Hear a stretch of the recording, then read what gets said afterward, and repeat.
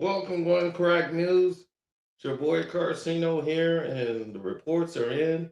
Shots was fired at the White House correspondent dinner with the press. The securities evacuated the President of the United States, Donald Trump, who was in attendance with his wife, Melania Trump, as well as U.S. House Speaker Mike Johnson. And it was like minutes after it began, as everybody started to take cover on the floor. Agents were standing guard after the incident at the White House dinner, and President Trump, along with other government officials, were evacuated from the Washington Hilton after the what sounded like gunfire. Right, attendees hid under tables after the incident was done with the correspondence, and Trump, along with the other government officials, were evacuated from Washington Hilton and into other places. Steve and Kate Miller were seen after the incident. Katie Miller, rather, she's pregnant. So, he was trying to get her out. Steve Miller, that's that weird old looking dude. He looked like that guy from Sin City, the son that was, going around R-wording people. And his rich daddy kept getting him out of stuff. You had Dan Scavino jumping over chairs at the party, like, he was crazy jumping over chairs and stuff. They had Robert F. Kennedy Jr. He was rushed out by security agents after loud bangs was heard. But he didn't seem nervous at all as security was on their job. But how did this happen? Why did it happen? All of these questions are in the air. But this is why we're here. Hotel, and they don't want to put people in harm's way outside, and they're trying to clear a threat there, and it's better to keep everyone in that ballroom. But this is the largest ballroom in Washington. That's why the White House Correspondents Association has it there every year.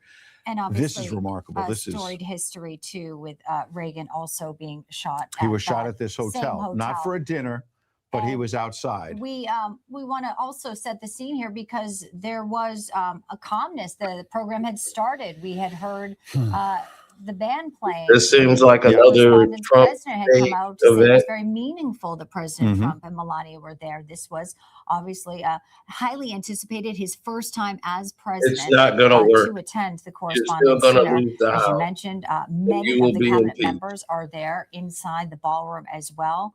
And it was unfolding in a very normal fashion, albeit we were waiting to see the president talk. And the big conversation was about the jobs he would get into with the press, the media, of course. That this was going to be a fun night, not a serious, scary night. Quickly unfolding now, of course, the scene is and the mood has obviously changed with this scary for development of potentially shots or some loud banging noises. Also, according to reports, the president it's getting unclear if he was on the stage at the moment, but he had been on the stage with the First Lady as this was happening.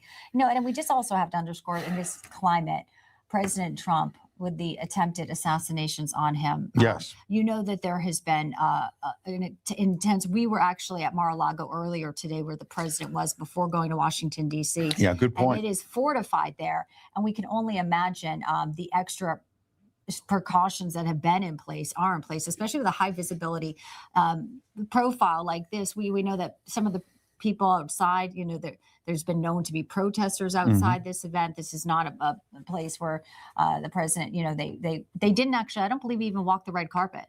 Right. So, no, usually the president does not. He was not, in visibility with a lot of people, very, very locked in, brought out to the stage in a very secure. Right. There's a holding room, as I mentioned. There's sort of a VIP pre-dinner reception. So they were taking every precaution. Where the president would have been, because I've attended this with presidents, whether it's President Obama, President George W. Bush, and they would be there in a very secure room. No with access, 100 to right. 200 people maximum. And everybody that's in that room has been swept, make sure they don't have weapons. So it would be highly unlikely that the president would have been in a dangerous situation in that Exactly. reception room. My question is, once we get Mike Carter on the phone, who's there on the scene, is whether the president was en route from that reception room behind the dais on the way to the stage, which is a little less secure. Okay, so we have Mike Carter, a White House correspondent, on the phone. Mike, you've got Ed and Bianca here. What do you know at this moment, sir? Ed and Bianca, we're about 5 minutes into this melee here at the White House Correspondents' Dinner at the Hilton, Washington. President Trump just rushed off stage after we heard what sounded like gunshots coming from the back of the ballroom. Now, this is not confirmed, but again, we're seated right in the middle of the White House Correspondents' dinner here. We're right in the middle of the ballroom, so halfway between President Trump, halfway between the back of the ballroom. You know, everyone is kind of having their salad, drinking some wine, getting ready for the festivities. They just got done with the national anthem. The president had walked on stage. We did have just initial pleasantries, and no one's really paying too much attention. And then pow, pow, pow from the back of the ballroom, doors were open. And then all of a sudden, everyone gets down on the floor. And then we look towards the back of the ballroom where the gunshot, what we think were gunshots. We see Secret Service, law enforcement running into the ballroom, grabbing President Trump on the dais, and of course, bringing him off. There's still a lot of confusion as to what exactly just occurred here, whether that was gunfire, whether anyone is injured, we don't know. Everyone is just wondering what is going on. A lot of confusion, but again, this is something that the security is always high profile in mind ever since Butler, Pennsylvania, during the Trump administration's campaign for office. We're very mindful that anything could happen whenever you're in a situation with the president of the United States, Donald Trump. So he has been removed from the ballroom. His status, him and Melania Trump, Caroline Levitt was here as well. And everyone on the dais is now gone. And you have thousands of journalists here in Washington in this ballroom wondering what is next? What happens now? How this is one of the more unexpected moments here. Okay, Mike. Covering the Trump Let me just, administration. pardon me 1 second. I just want to add that one of our colleagues who's there is trying to get us some information, and he is saying that he's hearing reports there on the ground. Some people are now getting on the dais, as you see, because we have a live look, that apparently a shooter, quote unquote, is dead, as if there was someone trying to harm the president and maybe others, and has been taken down, presumably by law enforcement, Secret Service. Have you heard anything like that yet? Is there any confirmation of that? No, we can't confirm that, Ed, right now. We are literally in the middle of a sea of people right now. Now, Okay. those gunshots may have been Secret Service taking out that suspect before that suspect could get rounds off. I just simply don't know. I can't confirm either way right now. But what we did know is we did hear gunshots going off, and if what your contact is saying is true, that would make a lot of sense here, because things have moved very quickly here in the last 5-7 minutes.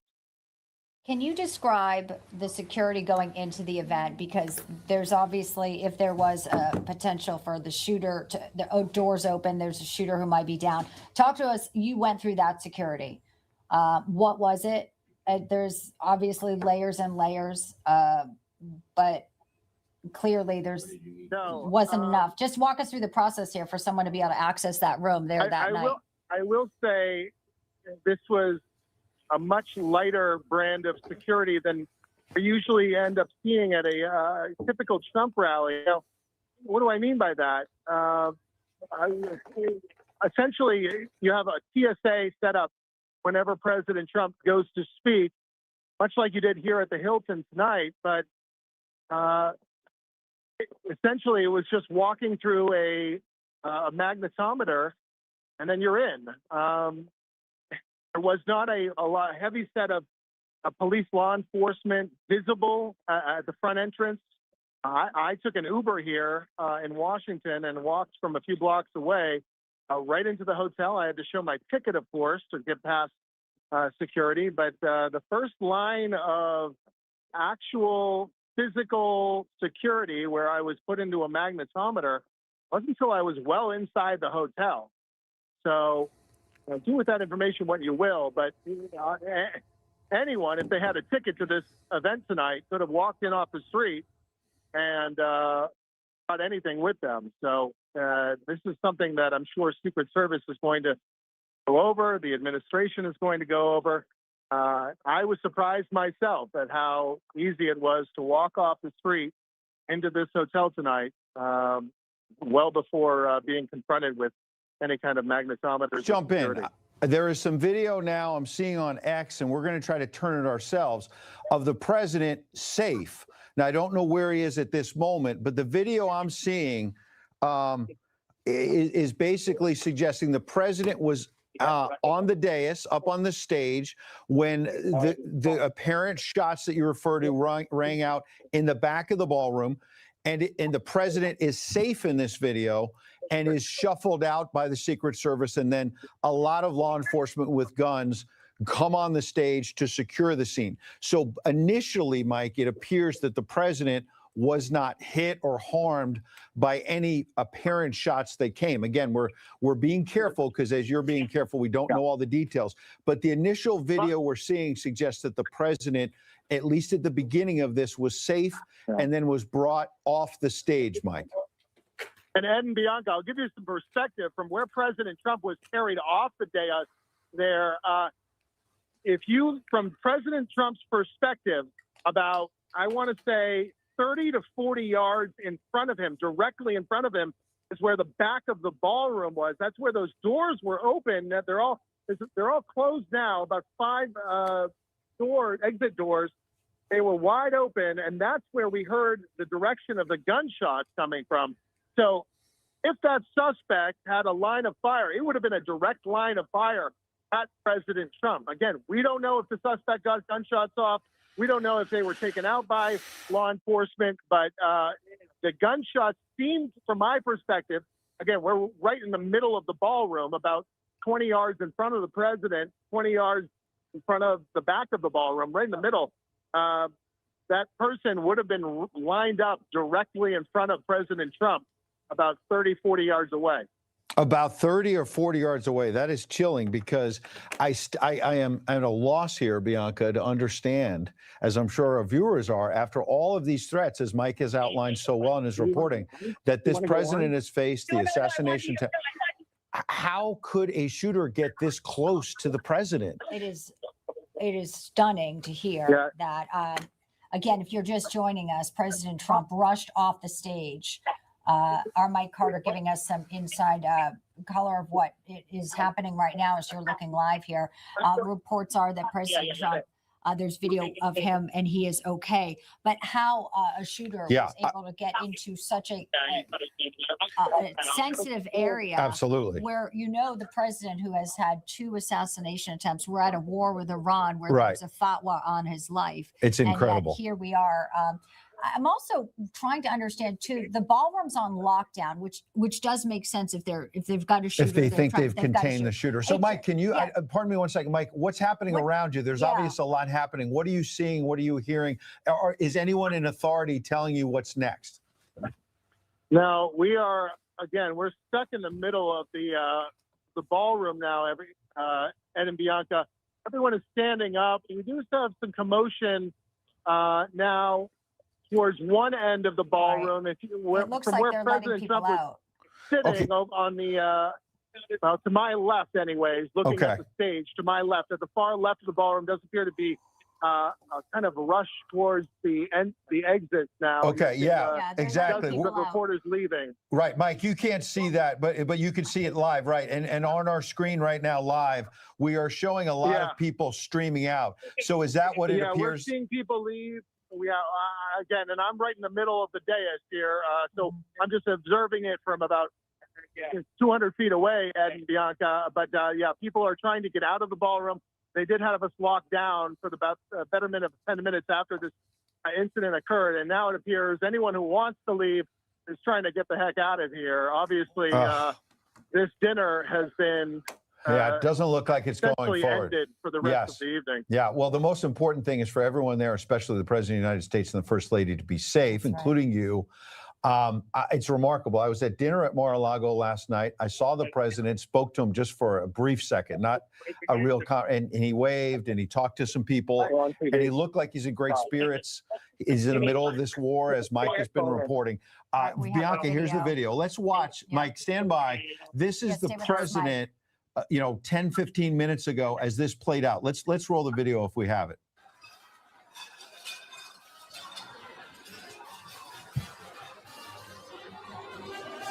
Okay, so it looks like our mics are hot. So I think I saw the First Lady put her hand over her mouth. She clearly heard gunshots or something. And here they are. And now they're being rushed out.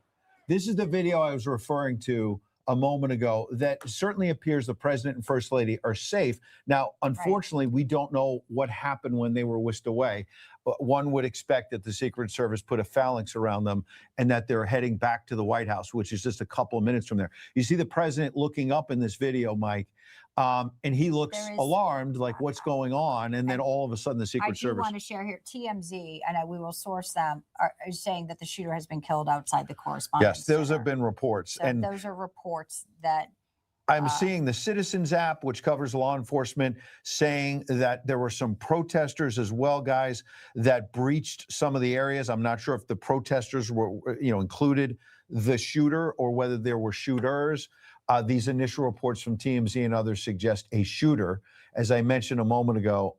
Okay, and you can see there's the face. One of the reporters who's up there, it looks like maybe the president of the White House Correspondents Association. Yeah, she's with CBS. Yeah. She put her hand over her mouth. There she is. Hand over her mouth. And thanks for stopping that right there, as if she heard the initial gunshot. Mike, real quick, do you have anything else? Because we want to bring in some analysts to handle it. Mike, do you have anything else real quick? They just had a presenter come to the podium and say that the festivities will resume. So it does appear that God knows how this is going to work, but they are going to try to continue this event this evening. Obviously, the president is gone, and you have a number of people that are clearly shaken up over this, but it does appear that you may be able to see the aftermath of this, and we hope to get more information and more information told to us here in the ballroom itself.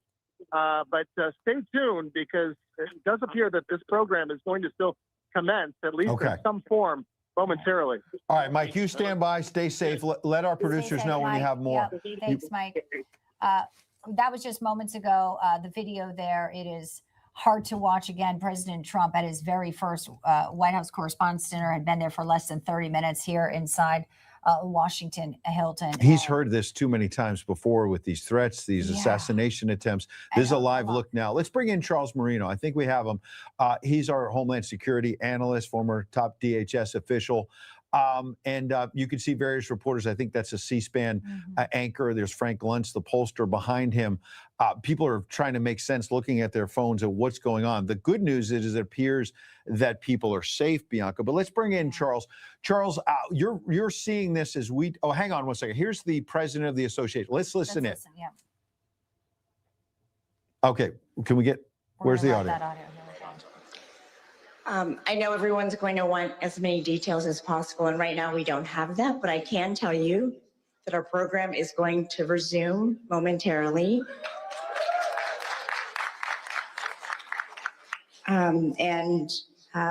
We will have more details to share also momentarily, but for now, please just be patient as we figure out just how much time it will be, but it shouldn't be that much longer. Thank you very much. Thank you. Yeah.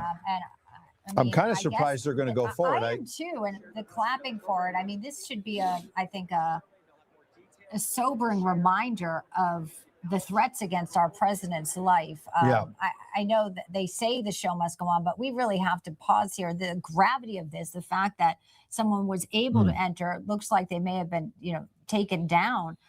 But this, again, too close for President Trump here. I think just Mike don't- said about 40 yards from the president. Yeah. Obviously, there are a lot of weapons out there that could reach President, First Lady, some of the reporters. The Vice President, J.D. Vance, was on stage as well. And all the cabinet members that were sitting in there. In different that room as tables and well. whatnot. Let's All bring right. in Charles Marino to analyze this.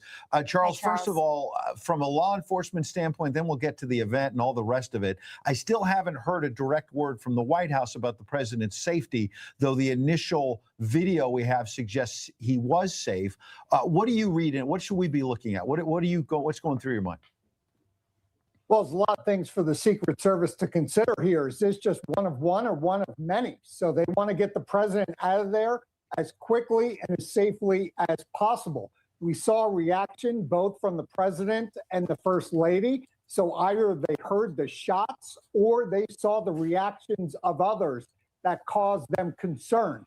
Obviously, we're going to want to know, did a weapon get into that screening mechanism that the Secret Service puts in place to prevent these types of weapons from making their way in? Right. Or was this something that happened outside of the screening area? In other words, did somebody try and come into the event already shooting at those magnetometer checkpoints where the Secret Service was forced to engage? Either way, we know that the threats against the President of the United States have never been higher in history than they are now, especially as we're engaged in a war with Iran. So the threats are off the charts right now. This is very concerning. I will be very surprised to see, Bianca, if this event goes on. I know.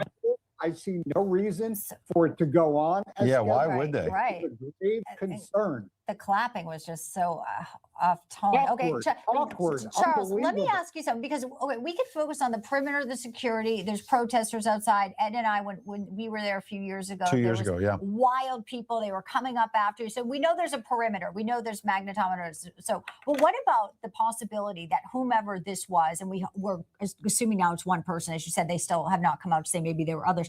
Well, what if there was a weapon that was left days ago? I mean, talk to us about the sweep that should go on days before an event like this, because then somebody comes in, pretends to be an employee, pretends to be a delivery person, and there's something left behind for someone. There's just so many things that can go wrong in a situation like this. But what are the security precautions as far as sweeping of the room here, in addition to the perimeter, which clearly was breached? Yeah, the advance process here for an event like this, once there's notification given that the president and the first lady intend on attending, there's an advance process that takes place. And one of those things that is of great concern of the Secret Service is whether or not any type of weapons have been secreted beforehand, prior to that event. And that's where these sweeps, you're exactly right, that take place before the president and the first lady ever arrive on the scene is taking place. Those include canine sweeps and technical security sweeps to make sure that there's nothing that could have been planted ahead of that could cause harm to the president or his family in advance, to make sure that those are detected, mitigated, and investigated as to whether or not the president should show up there anyway. So this is something that takes place with Secret Service procedures, with protocols, which tells me this is going to be more of a dynamic type of attack by whoever. Charles, can I just ask you one more thing? Because we're going to get to Jonathan Gilliam in a minute. There's a gentleman who is just up there with a yellow measuring tape. And I'm wondering if, the president after Butler would only speak outdoors with a larger bulletproof podium that they use outdoors. And usually indoor, it's so secure, or it's supposed to be, that he didn't have that full bulletproof. I don't know what they're measuring, but it seems odd to me that maybe the Secret Service is going to try to bring the president back with bulletproof glass to address this audience, to say, hey, the shooter's not going to win here. But Charles, what do you make of that possibility of the president maybe coming back? Well, we'll see. And ultimately, that will be up to the Secret Service to give the go-ahead. As far as throwing up something like bulletproof glass, I'm not entirely sure that that's something that we would necessarily see, or something that's available, that's been built in on site as a just in case. Okay, we're showing video now, by the way, of Secret Service officers running through the halls of the Washington Hilton, as you can see. Stand by, Charles, because we've got Jonathan Gillum as well. Thanks, we want to Charles. get him in, and we appreciate you, Charles. We'll come back to you in a minute. Jonathan, what are you making of this video you're seeing? What's playing out here in Washington tonight, sir? Well, you know, listening to Charles talk there just a second ago, I'm just astounded that there was any way that a shooter would be able to get into the vicinity of the president inside. As I'm watching this right here, I don't know. It's a weekend. I'm sitting here trying to create a hobby because I've always worked and work out. That's all I ever do. And I can't even do that because this ridiculousness keeps happening over and over again in this nation.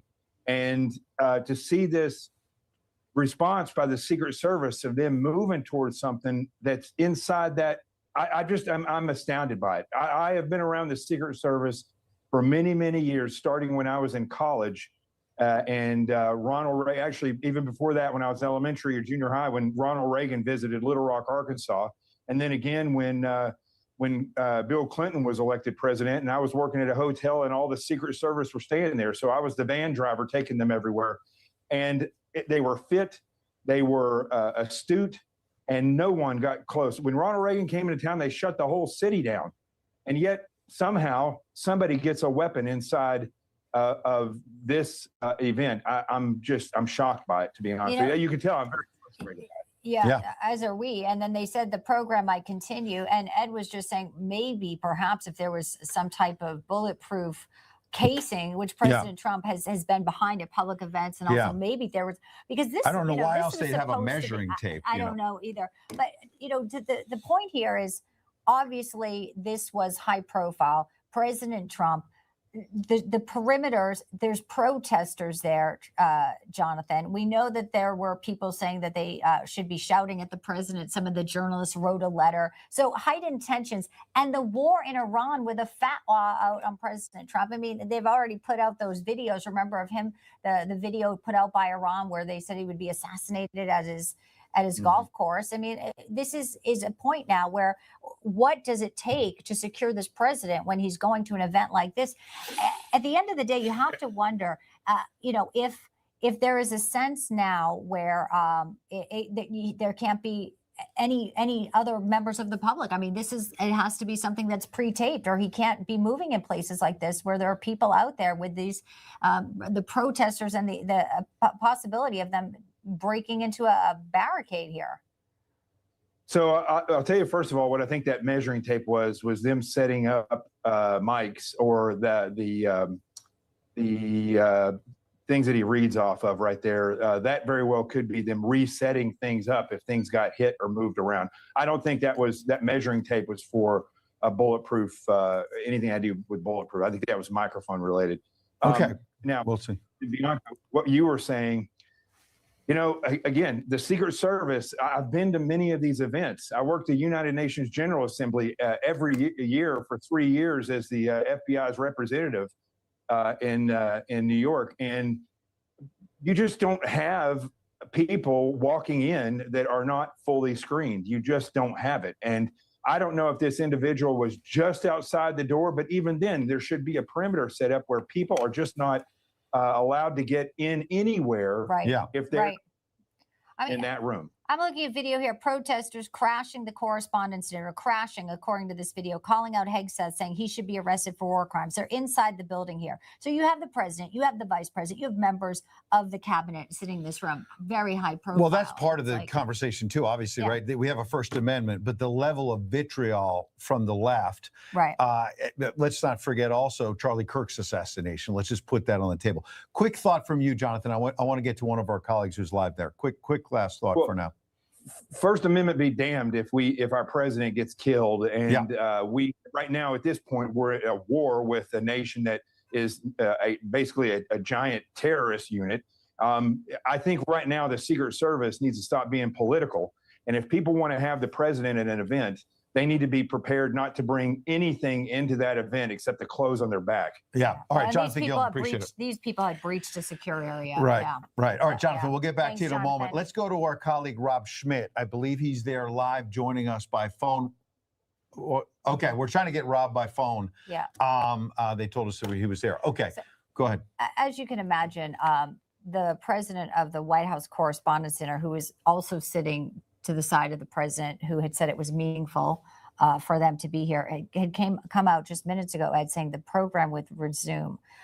Listen, I think the ballroom's pretty much empty at this point. You know, I think people were rattled clearly, and they were locked down as this was happening after they got the president off the stage. People were inside that ballroom for a while, as our Mike Carter was saying. There was sort of a some people. Okay, say, here's some new. video." You There's can see the Major shot Garrett of there CBS News. as the There's some. This reaction is to new the video noise. as it was Yeah. unfolding. That's sort of in the middle, where they were sort of the middle of the ballroom. They're looking at the stage here. Now you see what we had seen when we first came to air, which is essentially a SWAT team that was sitting in the wings and immediately took the They got him president, off first soon. lady out, and then Yeah. secured that stage. Charles Marino, you know all about that. Let's bring you back, former top DHS official. You can see people were hitting the ground. There's Major Garrett on the left from CBS. He's sort of obscured, but he and others started going under tables, Charles, because they didn't know the Take extent cover. of this threat. But what do you make there? And you could see the fear in people's eyes, Charles. The idea that anyone was able to get a gun or guns into. I've been in this ballroom. I'm sure you have many times.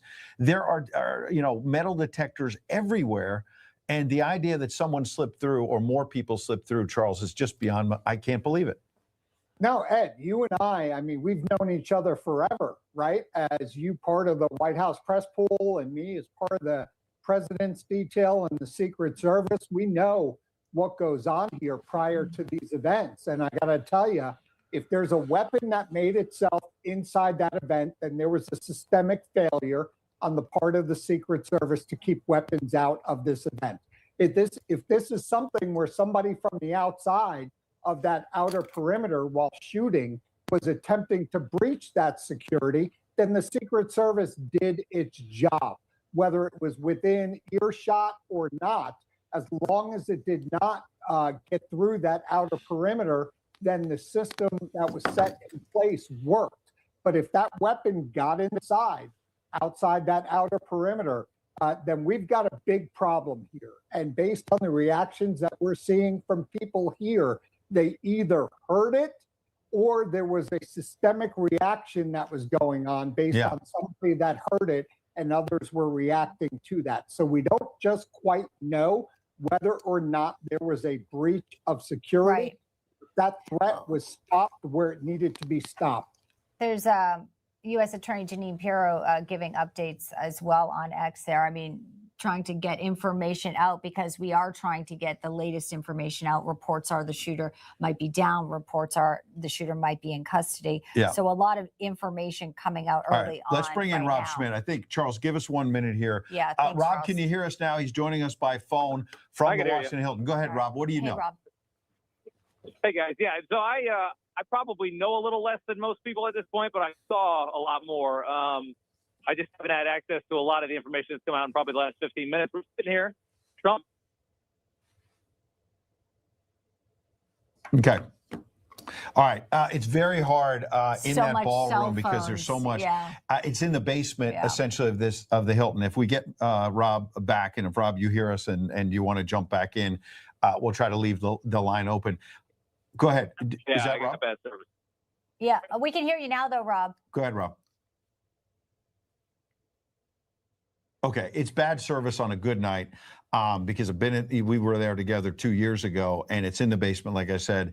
And now you've got all these people calling their newsrooms and calling loved ones to say, I'm okay. Cell So phones, the yeah. cell coverage is going to be tough. And then the Secret Service, obviously, does a lot of things when the president's around to make sure there's not communications that are harmful and whatnot, just monitoring things. There is going to be a lot of video. We're sharing every piece as it comes in. In fact, here's a Something new right piece here. of video just dropping right now. Here they are. President That Trump almost under looks like fire. the president might have slipped or something as they were taking him out. Did you see I that? did. Or he was already Or maybe was they already pushed taking him down cover. to protect him. Yeah. It reminds you of Butler when Sean, his lead agent, who's now the head of the Secret Service, essentially jumped on him. And remember, they pulled the president out of his own shoes in Butler.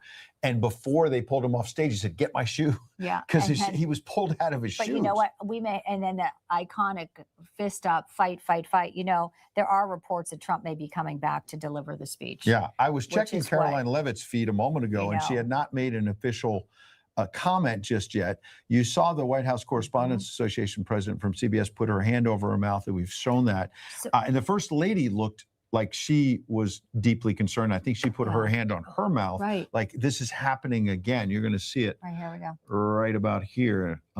Yeah. So the video that's coming in, we here obviously are turning it the moment we get it in, so you can kind of get up to the minute. But there's going to be a lot of video of this suspect. There's going to be a lot of video from the lobbies. There's going to be a lot of pieces here to put it all together.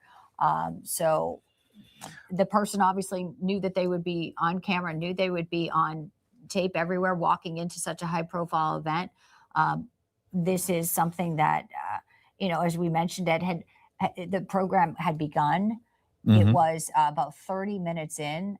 And maybe that is why people are still saying, because the word is President Trump may be coming back to deliver a speech. Yeah, and I'm looking again. And of course, Secret Service, a lot of this would be. The White House has not yet put out an Anything. official statement about his safety or about whether he's coming back. We're obviously hoping for the best for everyone there. Yeah. I would think that if there was something more catastrophic, if anyone had been harmed, that they would have cleared this room by now. I think so too. Charles, do you want to jump in on that point? Because I'm trying to understand why everyone's still in this ballroom. Maybe they believed, obviously, that they've cleared the threat, but what else is going through your mind at this hour? Well, I can tell you certainly who's not in that ballroom right now, because Bianca brought it up earlier, and she was exactly right for doing so. You've got the president, the vice president, members of the cabinet. This is a continuity of government nightmare. You have no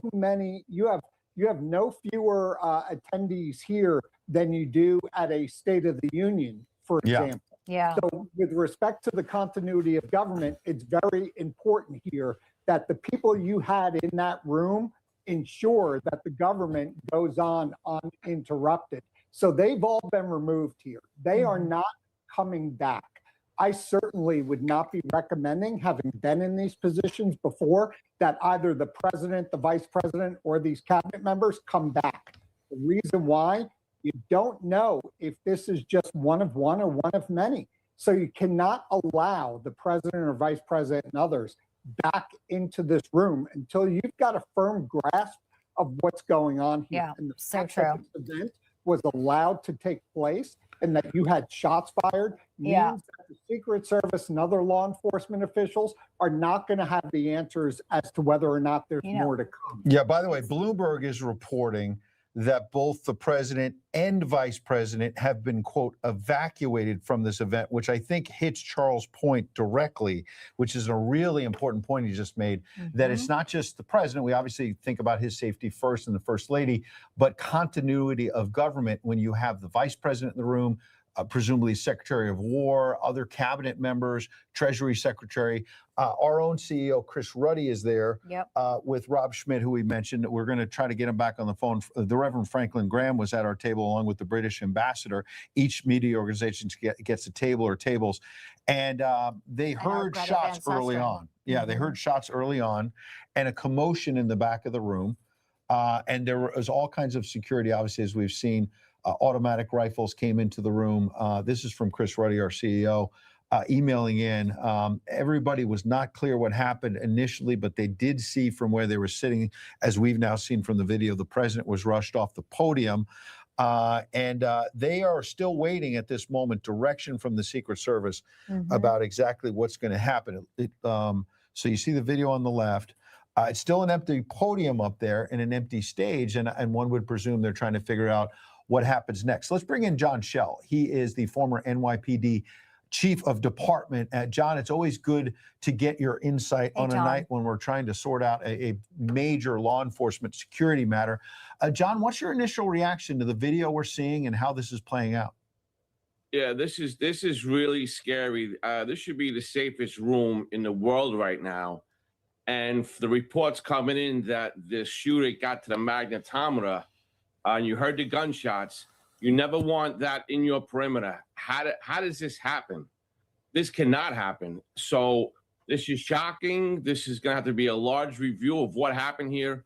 But this is too close. This will be the third time someone's trying to get at the president. We cannot, and I'm going to be a little critical here. We cannot have these mistakes. Yep. And No. thank God for the Secret Service that if it's the Secret Service at the magnetometer did their job.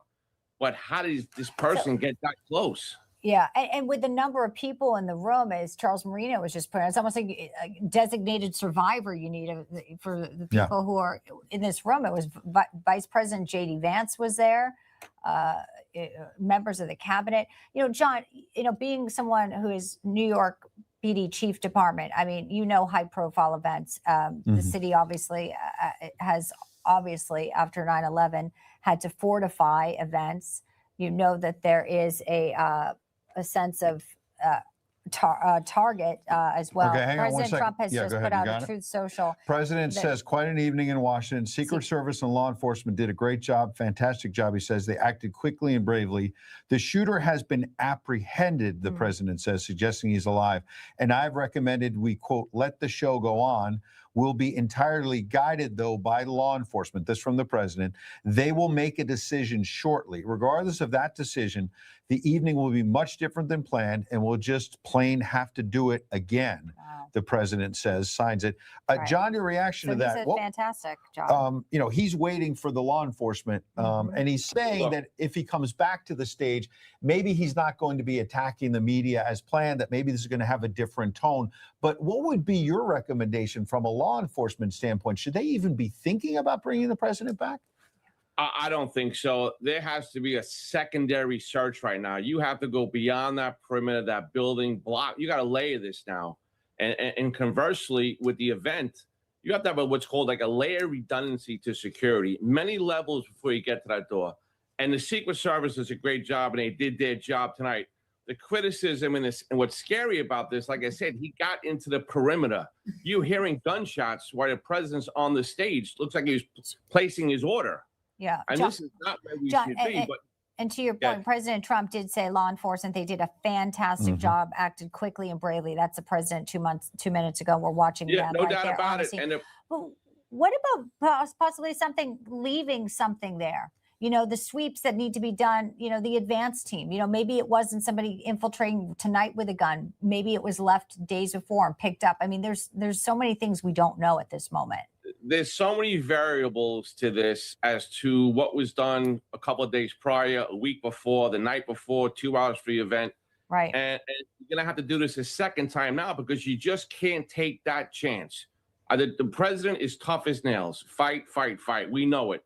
He wants to get back on the stage and say, you're not stopping us tonight. But he's got to listen to law enforcement. It's a tightrope here. There's some new video here of outside the event. We're going to try to get this up here so you can see the chaos unfolding at the Washington Guns Hilton drawn, site. law enforcement trying to get a handle on this situation.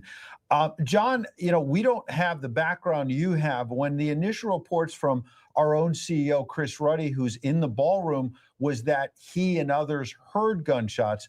That would presume that the gunshots were inside the hotel, not outside. The noise can carry. How would you assess? This is very limited information, but I think our White House correspondent, Mike Carter, said he believed from his own eyes that the shooter appeared to be roughly 40 yards from the stage. 30, so 40 yards, that yeah. seemed to suggest, obviously, they got inside.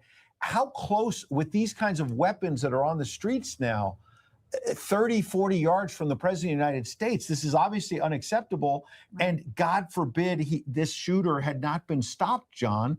That is alarmingly close to the president, no? So let's just say there's a failure at the magnetometer. Yeah. What was the next stop? Was it the double doors to the event? I couldn't even imagine to think. And I'll tell you what, those gunshots sounded loud on that video. And if you ever heard gunshots on top of you, they're loud, they travel far, and they don't discriminate who they hit. This is really scary. One of my questions in my mind, what was technology used outside this event?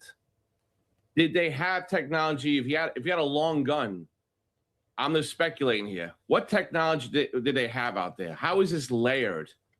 There are a lot of questions I can answer tonight, but that's going to have to be a serious post-action review of what the hell went on here. Right. Now, John, I was at Mar-a-Lago last night, and then Bianca mentioned that we were at a charity event together with other folks from Newsmax today between roughly noon and 3 p.m. And the president was there for a chunk of that time in another room near us. Yeah. And there are, to your point, I'm only bringing that up because there are drones, obviously, outside Mar-a-Lago. There's an I mean, I've been around the president for a decade or so.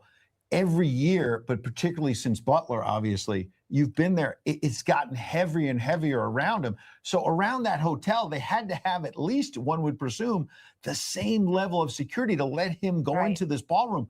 But John, somehow at least one gun got through, and I don't want to beat up the Secret Service, but we always look at the video of Butler and say, how did a shooter get on top of a roof this close to the president and hit him at least once? How did someone get within 40 yards of the president? What is going on? Right. And let's be clear. Let's not beat up the Secret Service, because that layered redundancy they had today, whatever it was, one layer worked.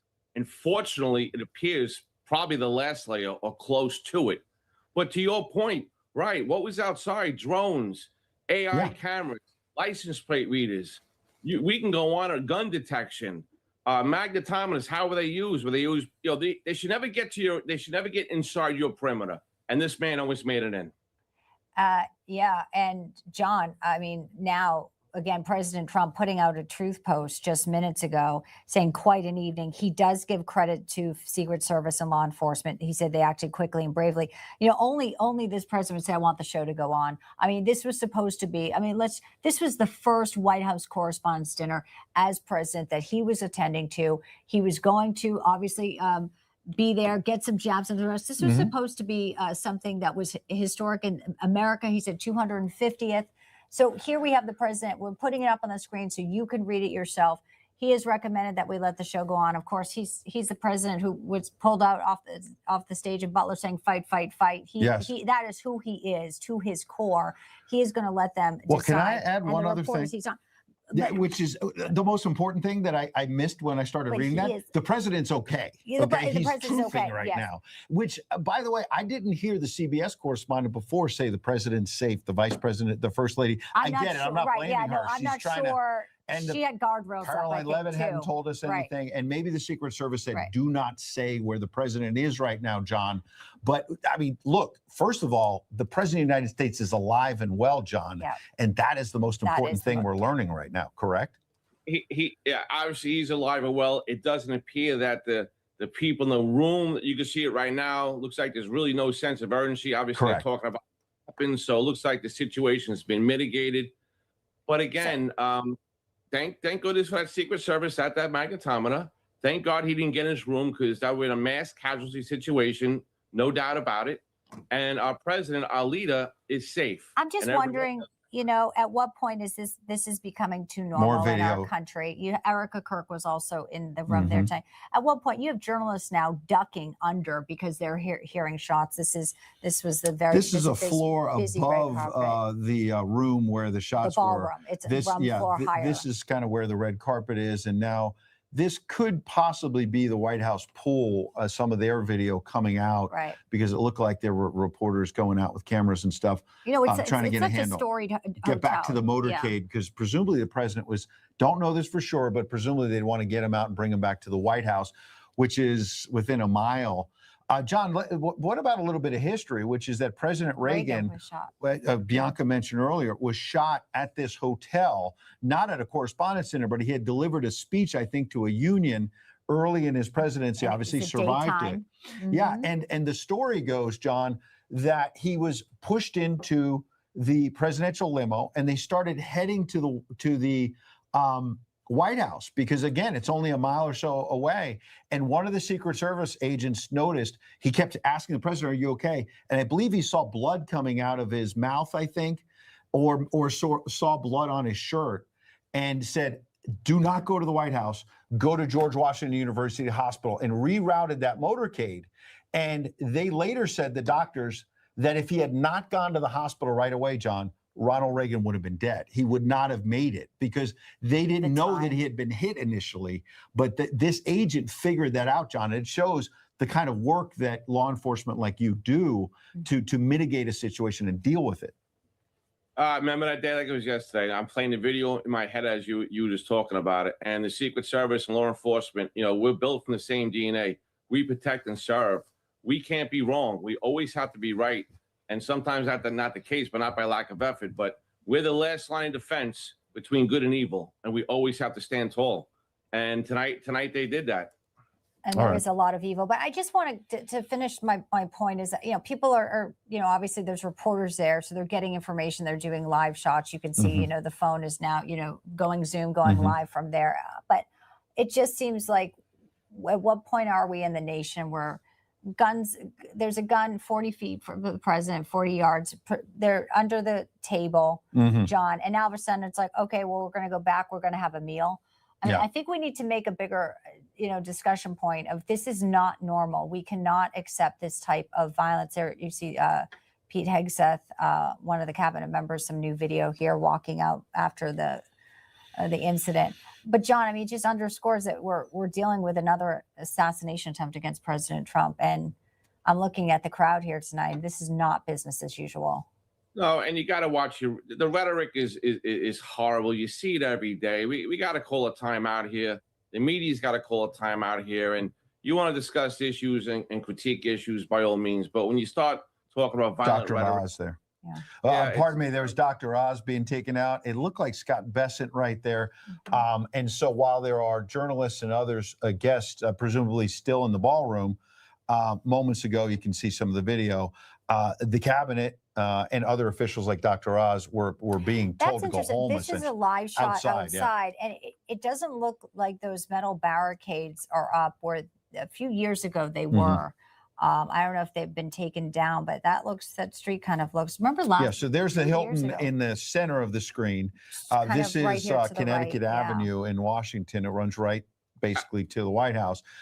John, go ahead. Did you want to say something? I tell you what I'm doing right now as an incident commander. I'm giving myself a nice buffer of maybe a couple blocks in every direction. Yep. Yeah.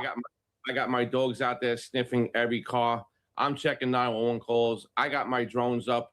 I got every piece of apparatus that I have in my toolbox out there right now, making sure when these people leave, there isn't a secondary nefarious actor out there or a bomb. And I don't want to be hyperbolic here, but that's the way you have to think of these situations. I'd rather start at level 10 and come down than to be chasing myself an hour later.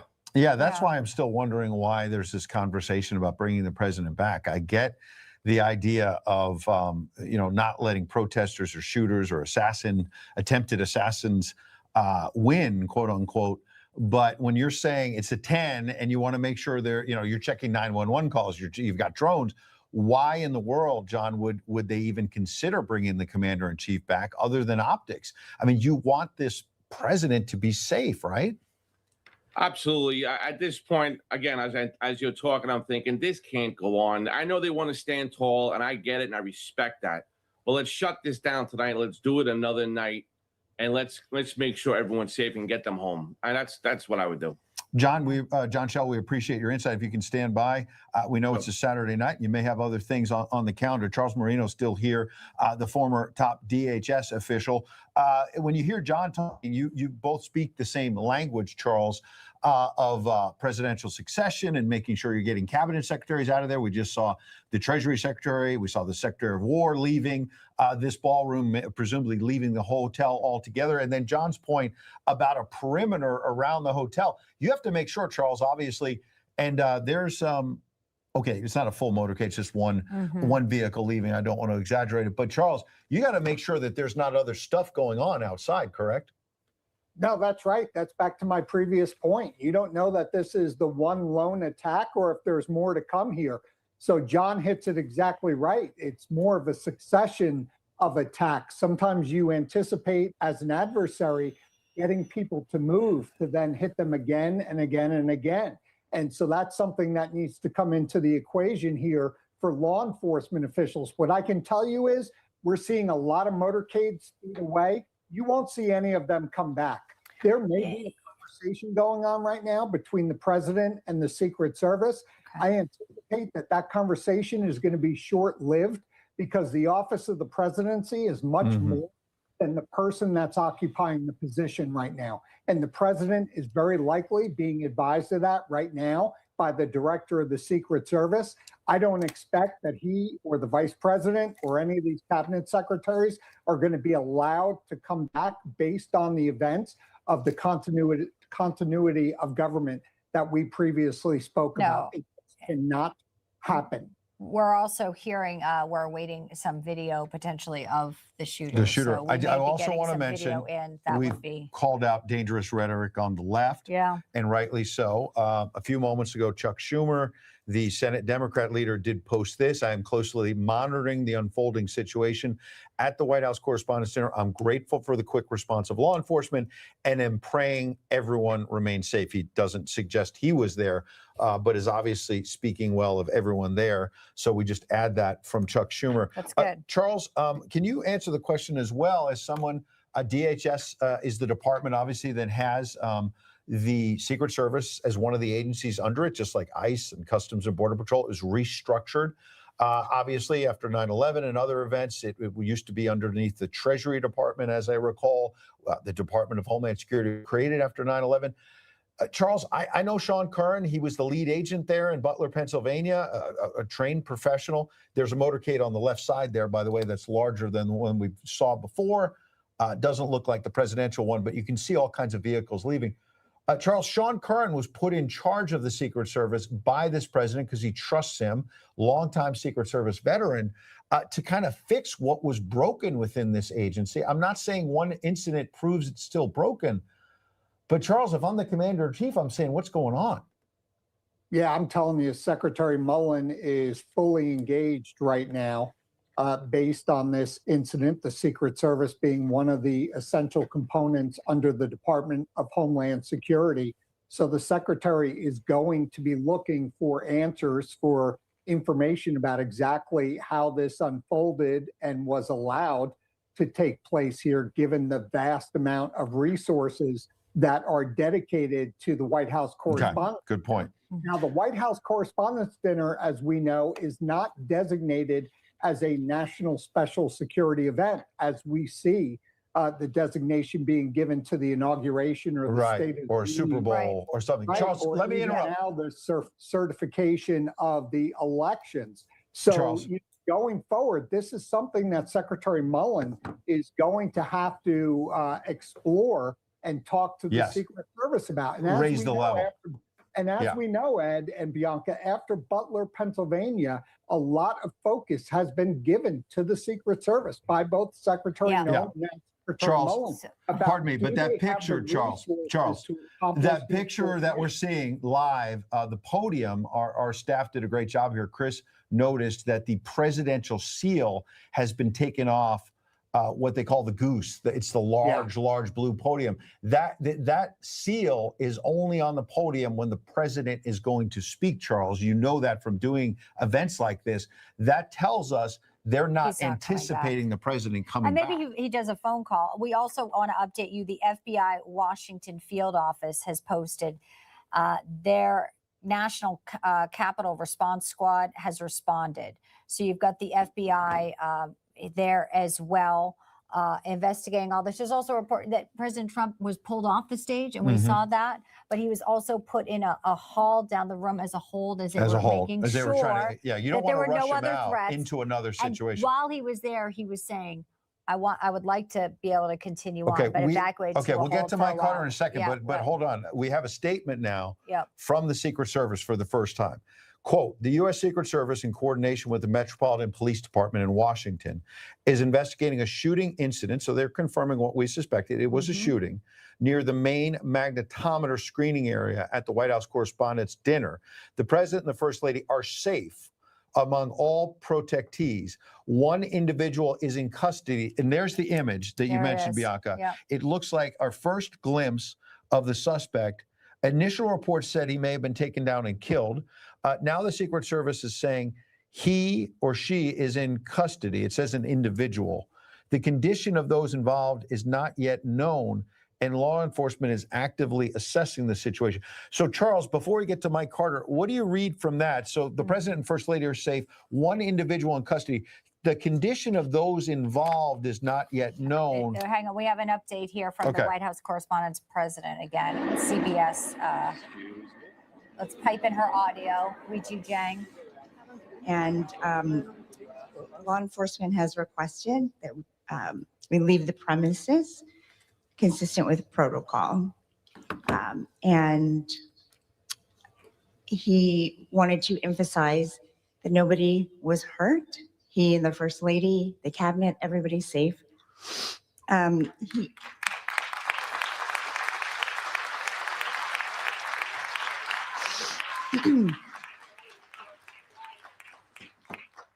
president will be having a press briefing at the White House in 30 minutes. That is not a joke. And he insists that we will reschedule this event in the next 30 days. And that he wanted to do it tonight. He wanted to continue despite the news, but has to follow security protocol. I said earlier tonight that journalism is a public service because when there is an emergency, we run to the crisis, not away from it. And on a night when we are thinking about the freedoms in the First Amendment, we must also think about how fragile they are. I saw all of you reporting, and that's what we do.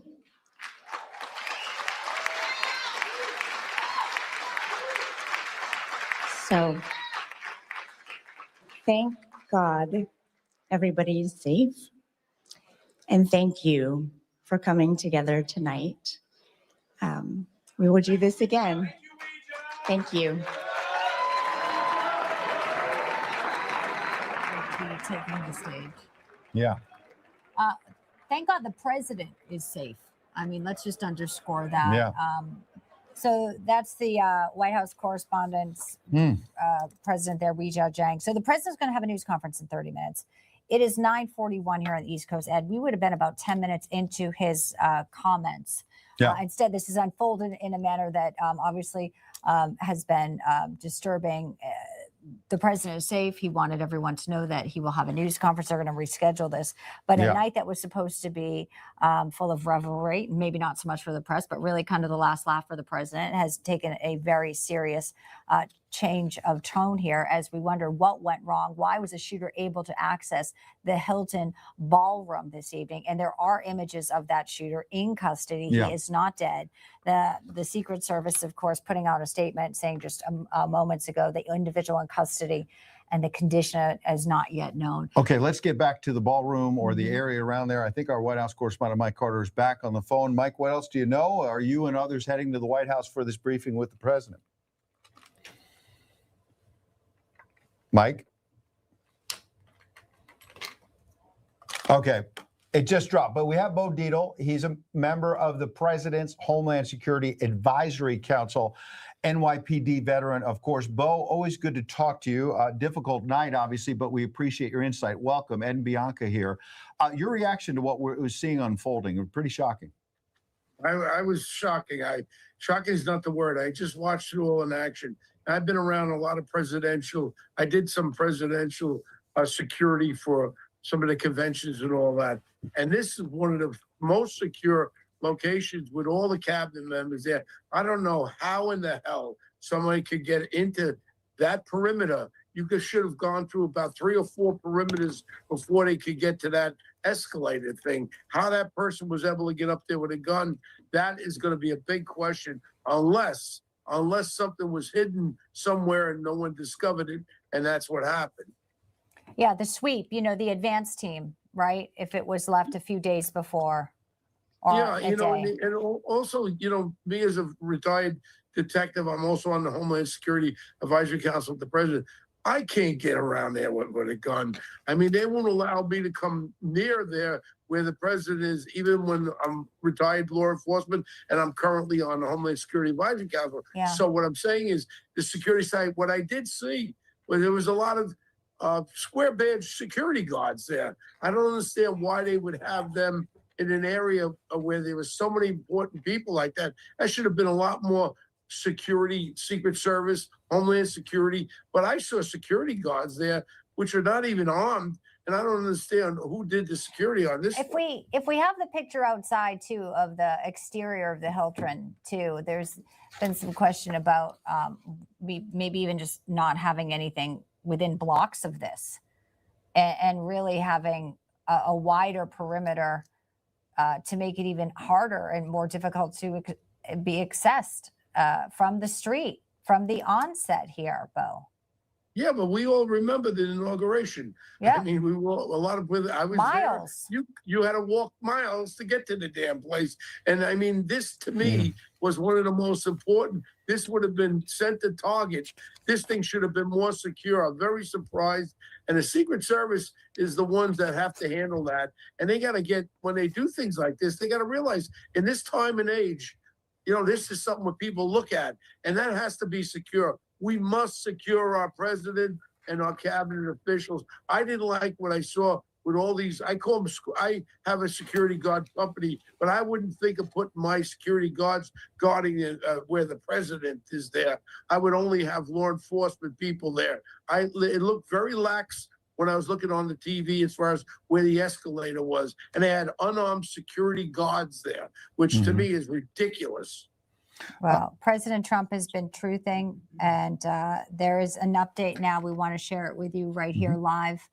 If you're just joining us, President Trump saying law enforcement has requested that we leave the premises consistent with protocol, which we will do immediately. I will be giving a press conference in 30 minutes from the White House press briefing room.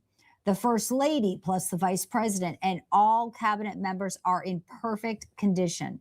Good. We will be speaking to you in a half an hour. I have spoken with all the representatives in charge of the event, and we will be rescheduling within 30 days. Bo, he wants to do it. He wants to have it rescheduled. Obviously, President Trump is, he's a fighter. We're looking here, right here. This is the video of There it the is, the president. beast. There's the beast as they were leaving. So a White House Correspondents' Dinner has now turned into an attempted assassination on the president's life, and now a White House press briefing within the turn of several hours. Top of the hour, we This should is hear from him. This is America in our 250th year. We deserve, obviously, to have more sanity here, Bo. This is hard to watch.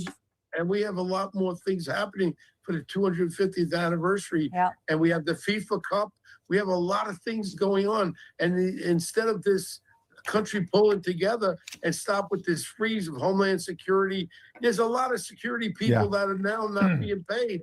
We've got to stop the nonsense and secure our country. And all these damn Democrats that vote against it, this is tragedy in the making. We have to have all the security that we can have to protect our president and our country. You know, we mentioned you sit on the President's Homeland Security Advisory Council. You make an important point about the Democrats in the House and Senate who have held up some of this DHS money, Department of Homeland Security, in the middle of a war, and somehow have gotten away with it because the money still has not appeared weeks later. So that's on the table. But also, I would note at the beginning of this war in Iran, there were several, not just one. There was the Michigan terror situation. Thankfully, the kids at that synagogue were not harmed. Yes. There was multiple people killed in a terror incident, guy wearing an Iran T-shirt in Austin, Texas, right? Multiple people shot and killed. There was another one in Virginia, Old Dominion University. Right. And so to react to that, but someone was also let out of prison early. It was someone that a liberal judge let out. But thankfully, we haven't had another incident I can recall, and we thank God for that. But this threat is there. Yeah, and you know, and what I worry about is the sleeper cells that are very religious fanatics, and they want to kill Americans, and that's going to happen. Believe me, and they're going to go for body count. 9/11, I was down there. I don't forget that, and they're coming back. And I'm going to tell you something right now. I think that we should tighten our security. We should stop this nonsense. Schumer, Hakeem Jeffries, will you man up and stop the bull crap? And let's get our Homeland Security funded and let's get more security on there. We're going to use a lot of people on this feed, but that 250th anniversary, I'm heading up some security stuff for different events. You know what? I am worried. I put armed guys on there. I don't want unarmed guys around any kind of an event that's going to have the possibility of having people come there with firearms. Yeah, good point. Obviously, this room is clearing out now here at the Washington Ballroom Hilton because they know the event is over. If you're just joining us, the president and the first lady Fine. been taken away from there. They're safe and sound. The vice president, also God. other cabinet members, thank God, as you say. And the president, as you see on the screen, will hold a news conference approximately 10 p.m. Eastern. Bo, I mentioned this with another guest a few moments ago. And again, I bring it back to you being on this advisory council nominated, appointed by the president. What kind of advice might you and others on that council, and we're showing video, by the way, if you're just joining us on the left side of, boy, this is over an hour, more than an hour ago, where the president and first lady first heard a gunshot or gunshots. I still don't, we haven't gotten a handle from the Secret Service if it was multiple shots. No, and the CBS correspondent put her hand on her mouth in horror at the idea that this was happening again. Bo, people still watch the video of Butler and say, how did someone get on a roof that close to the president when snipers are around and everything else? Of warning. And now someone's got a gun. Our correspondent said it might have been, these are initial reports, about 40 yards from the president. How is the secret? They're not the only law enforcement agency. I don't want to but they have to protect this president. And this is happening. One time is too many, Bo. Do you know that Secret Service is under this freeze stuff? They're under Homeland Security. This is part of it. And these Democrats don't want to open it up. And again, this was probably should have been the most secure room in the world, with this all happening, with the whole cabinet there. And I really, from just watching from TV, I didn't understand why they had these security guards where there should have been Secret Service or even Homeland Security guys there. So we want to play U.S. Attorney for Washington, D.C., Jeanine Pirro, who was also in the room and posted this video just minutes ago to X. Let's watch this together here. I'm at the Washington Hilton. I've been taken out of the main ballroom after the sound of the shots fired. The Secret Service is now in charge of this building, this hotel. I just spoke to Mayor Muriel Bowser. She is on her way. And Chief Jeffrey Carroll is on his way. He will be in charge as soon as he gets here. FBI Washington field office also at the scene here. President Trump has to be able to trust that he has the Secret Service that is going to keep him safe. I mean, this is a breakdown, obviously, tonight of, again, it's epic proportions because it is another time that we are here reporting this too close of a call. But Bo, I mean, what does it take? I mean, we've had changes at the top. We've had changes. Is it changes in training? What is it going to take?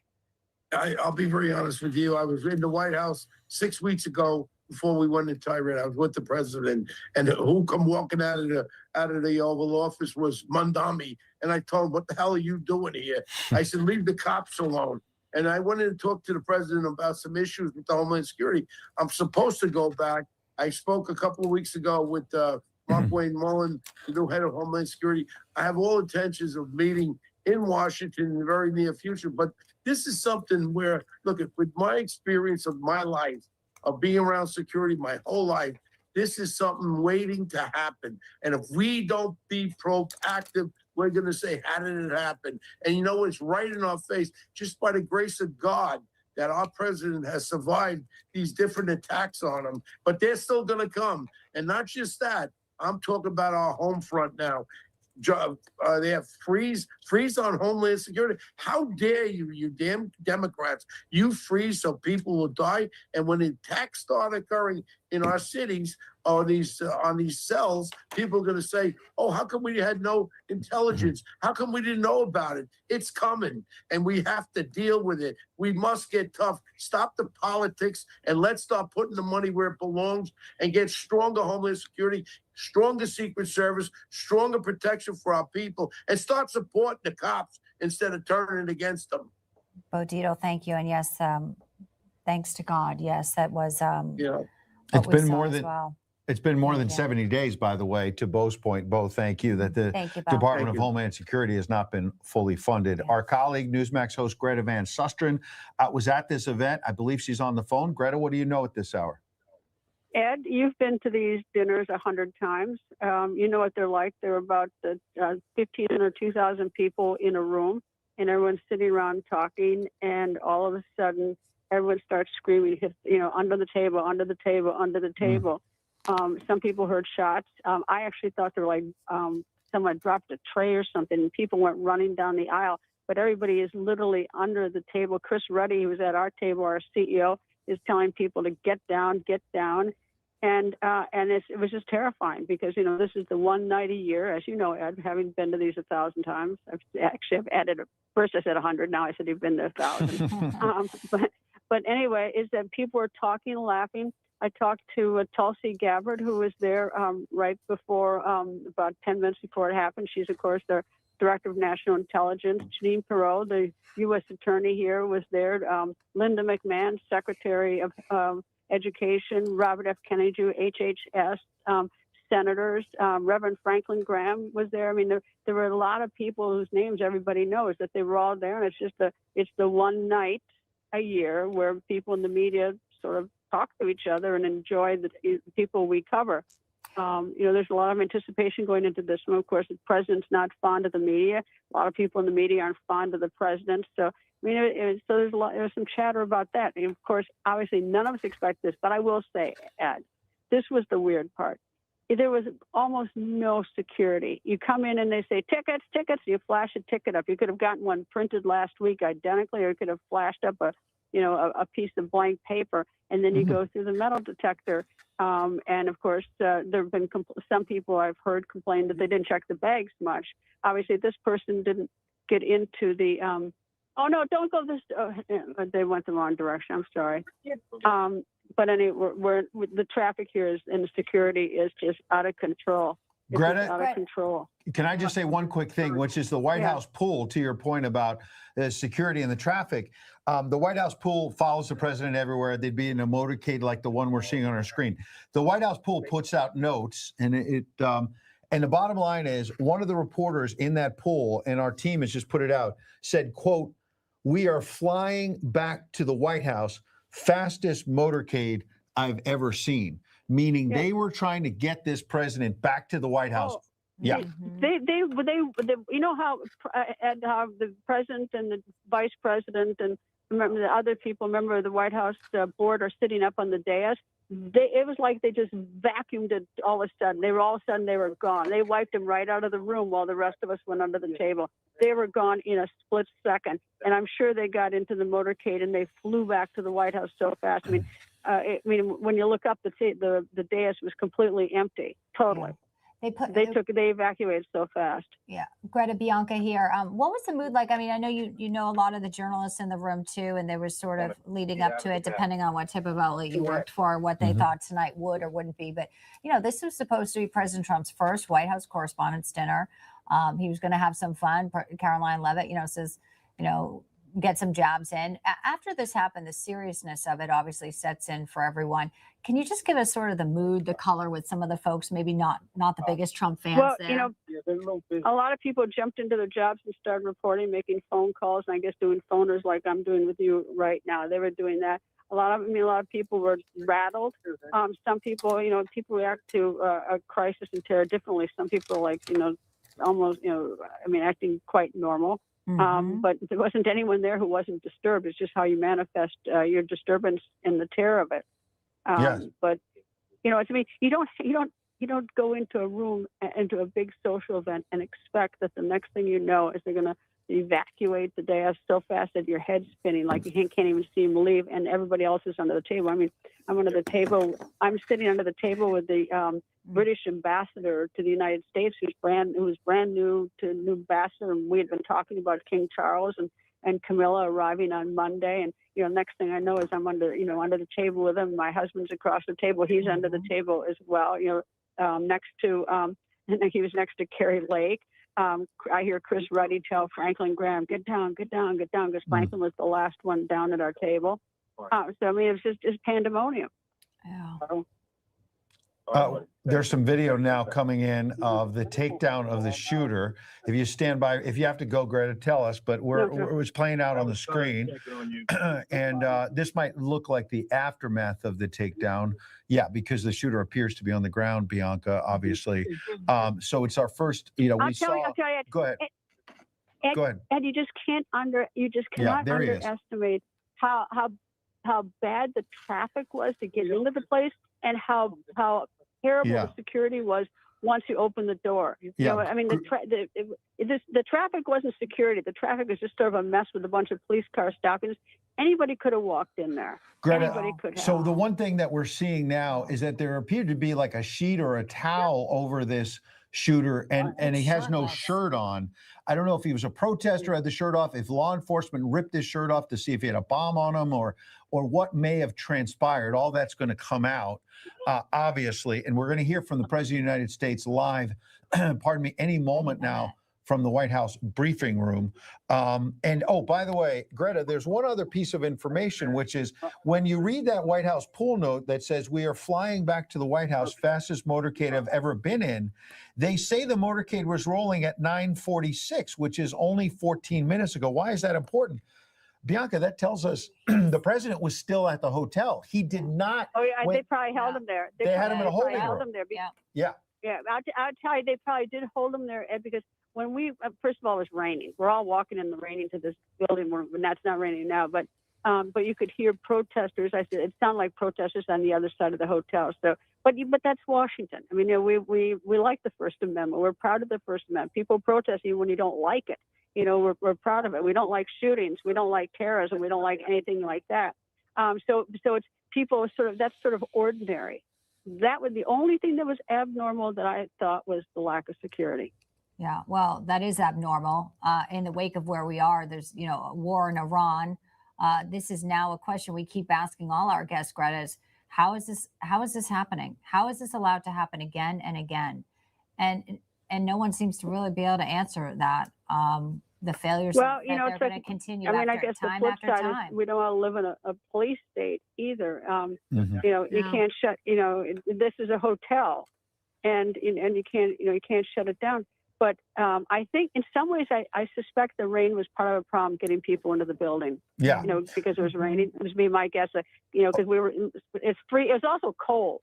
Right. And get everybody cold, and getting all these people into the building, and people who hadn't seen each other in a long time, where people were stopping to talk to each other. I talked to John Fetterman for a long time outside. I mean, there's just so much activity going on. People that these are all the people in Washington who we see on the news every day, whether it's reporters, senators, cabinet officers, or in this case, the president, the vice president was there, and the first lady. Well, the most important information seems like not just the president and first lady, but yourself and Everyone's our CEO okay. and all the reporters and guests are safe, it appears. The Secret Service statement did not say that anybody was harmed somehow, thankfully. Greta, thanks for that incredible information. I guess rescheduling for within 30 days. That's the president's wish. He wants to get back to it. Have this Greta, night stand again. by if you can. Thank you, Greta, Live so look at the much. White Okay. House, where the president of the United States will be addressing the reporters, but addressing the nation really any moment now.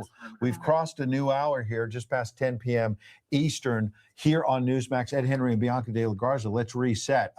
We were getting ready to go to air at about 9 p.m. Eastern, and just after 8:30 or so, 8:40, some of our team started noticing that there was activity on the stage where the president and first lady had just been seated. We were going to come to air not while they were sitting down, but when they started speaking and the dinner started going, and we started racing around and getting out of tape so that we could be live. because there was some incident Clearly, and all we could see was that something. the president was rushed off the stage. We didn't know his status. We didn't know if he and the first lady were safe because they were taken away. There were reports of gunshots, and there were almost a SWAT team from the U.S. Secret Service. There's the moment on the left that I'm describing. We initially, since we were not live at that second, were told about it and jumped into action here, because within a couple of minutes of what you see on the left, the right side is a live look, a SWAT team basically from the U.S. Secret Service was on that stage, and you can see some of them running through the halls. This is the Washington Hilton. This is where Ronald Reagan was shot. Now there's the SWAT team I mentioned on the left. When the president's on the golf course now these days, by the way, there are teams like that with helmets, with masks, with cameras. There are drones. When he is anywhere now, so one would presume they had some of that outside the hotel as well. We still don't know how many shots, but it has been confirmed to be a quote unquote shooting by the U.S. Secret Service, Bianca. And again, their statement doesn't say that anyone's been harmed. The president himself has been on Truth Social saying he's safe. Yeah. I just want to bring in John Nance because we may hear from the president any moment. We'll have to interrupt you, John. But John is a retired FBI supervisory special agent. We always appreciate your insight. Before we get the president, what do you make of what has unfolded tonight, John? Well, I think the primary concern was this individual a lone wolf, or is there some kind of coordinated effort here? And I know that the FBI is going to be working very, very diligently to get to the bottom of that question as quickly as possible. Because if there are foreign actors that are involved, we're going to want to know this, especially given the geopolitical environment that we're in, but also the political environment. I don't want to jump the gun, so to speak, but we're in a political environment where Trump is constantly being called a king or a Nazi or whatever. So it's a very, very heated environment. And it seems that security really did its job. John, I mean, from what? Sure. we know that the FBI field office from Washington is there along with Secret Service. President Trump, latest is that the pool has returned to the White House. And there's the We White are House podium waiting, on the left. So. President Trump to address the world really right there from, you see, the White House podium. There is a report coming in on the New York Post, John. I want to get your perspective on this. There is somebody who says they were there as a volunteer at the dinner, and they say this suspected gunman appeared to assemble a long weapon in a lightly monitored area near a terrace level entrance before opening fire and rushing towards the ballroom. This is a volunteer telling this to the New York Post. Helen Mabus from Harrisburg, Pennsylvania. She said there's this makeshift room near the entrance where bar carts were being stored, where there was no security at the time. No security at the time. What's your reaction, John? Now, this is an unconfirmed report. It's in the New York Post, but someone got a weapon in there. How could that happen when everybody in the world knew the president would be there and the Secret Service has known this event has been on the books for a year? They do it a year in advance. Now, the president only confirmed his attendance there in the last month or two, but they've had a lot of time to plan, John. I mean, yeah, no, I agree. If that's what occurred, that is a tremendous problem. Now, I've heard conflicting reports. I've heard that this individual rushed a magnetometer station. If that's correct, and uniformed Secret Service engaged this individual, then that's what they were supposed to do. That's what they were there for. So that's the genesis of the origin of my statement with regard to, it seems like security did its job. Now, if this is true that this individual entered some portion of the building that was not secured, that is of great concern. And that question will have to be resolved. And the Secret Service, I'm sure, will conduct their investigation from a security perspective while the FBI conducts its national security. What's amazing, too, is President Trump wants this rescheduled. So everything we're looking at here, President Trump says within 30 days. Now, of course, a lot can change between that actually happening. But President Trump has obviously wanted this opportunity to have this dinner. Is not going to let a gunman who's now in custody change that. It has changed things dramatically tonight. A lot of different reports. Again, yeah, we'll see if this report about a makeshift room. But we have heard from several people that security felt very lax upon entry. When Ed and I attended together 2 years ago, there were people outside, but there was a big barrier. and they were coming up.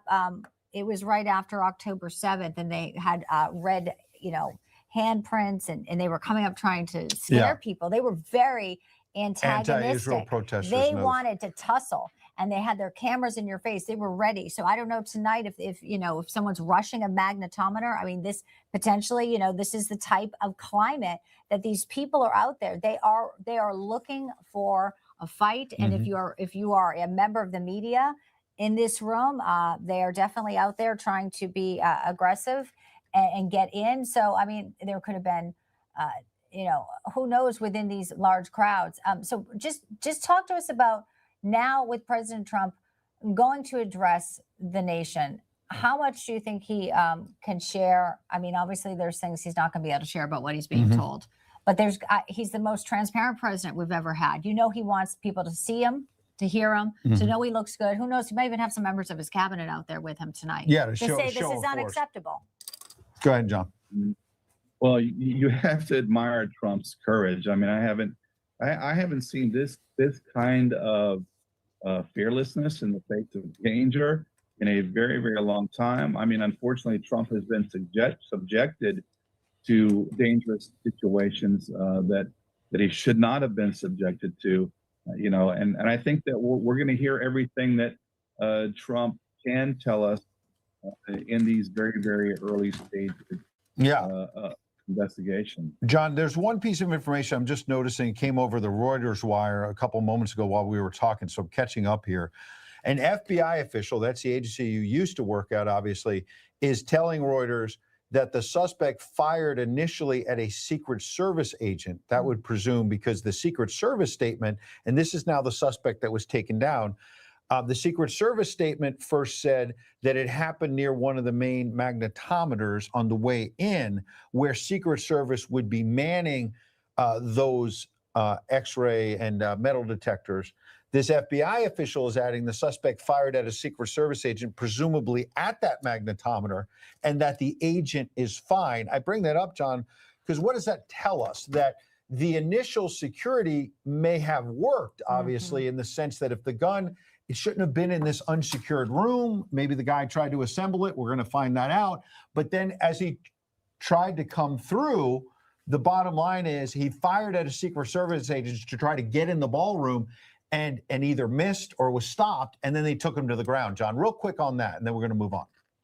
Well, what that tells me is this seems to me at first blush to be more of a self-radicalized individual, because bum rushing the magnetometers with armed, uniformed Secret Service and plainclothes Secret Service does not seem like a very good idea. So this tells me, at least initially, that this individual does not strike me as someone who is trained or had a very thorough plan in mind. Yeah, clearly. John Nance, it is good to have you. Certainly appreciate your perspective. Retired FBI supervisory special agent. Thank you so much for joining us. I believe we still have Rob Schmidt, who was in the room as the shots were fired, and we now have established a connection with him again.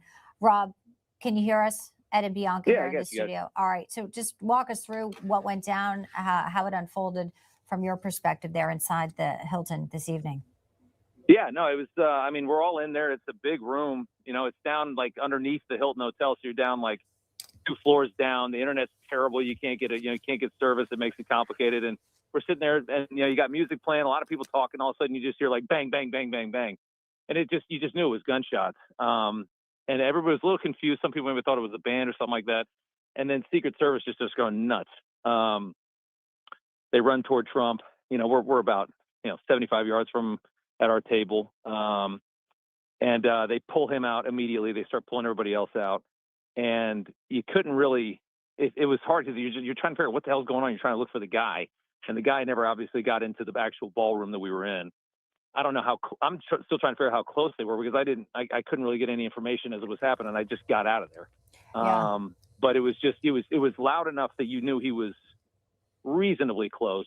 The gunfire, I think most of it was probably just Secret Service taking him down, or maybe he did fire. I'm not sure. And it sounds like he might still be alive, which is yeah. Rob, Reuters is wild. reporting, Yeah. pardon me, that the gunman allegedly fired at a Secret Service agent. So there was at least one shot, missed that agent, and then I think to your point, Rob, absolutely. Then the Secret Service starts bang bang, and he's alive though. We have pictures, we have video of this suspect on the ground, handcuffs behind his back, no shirt, but appears to be alive. Pick it up there.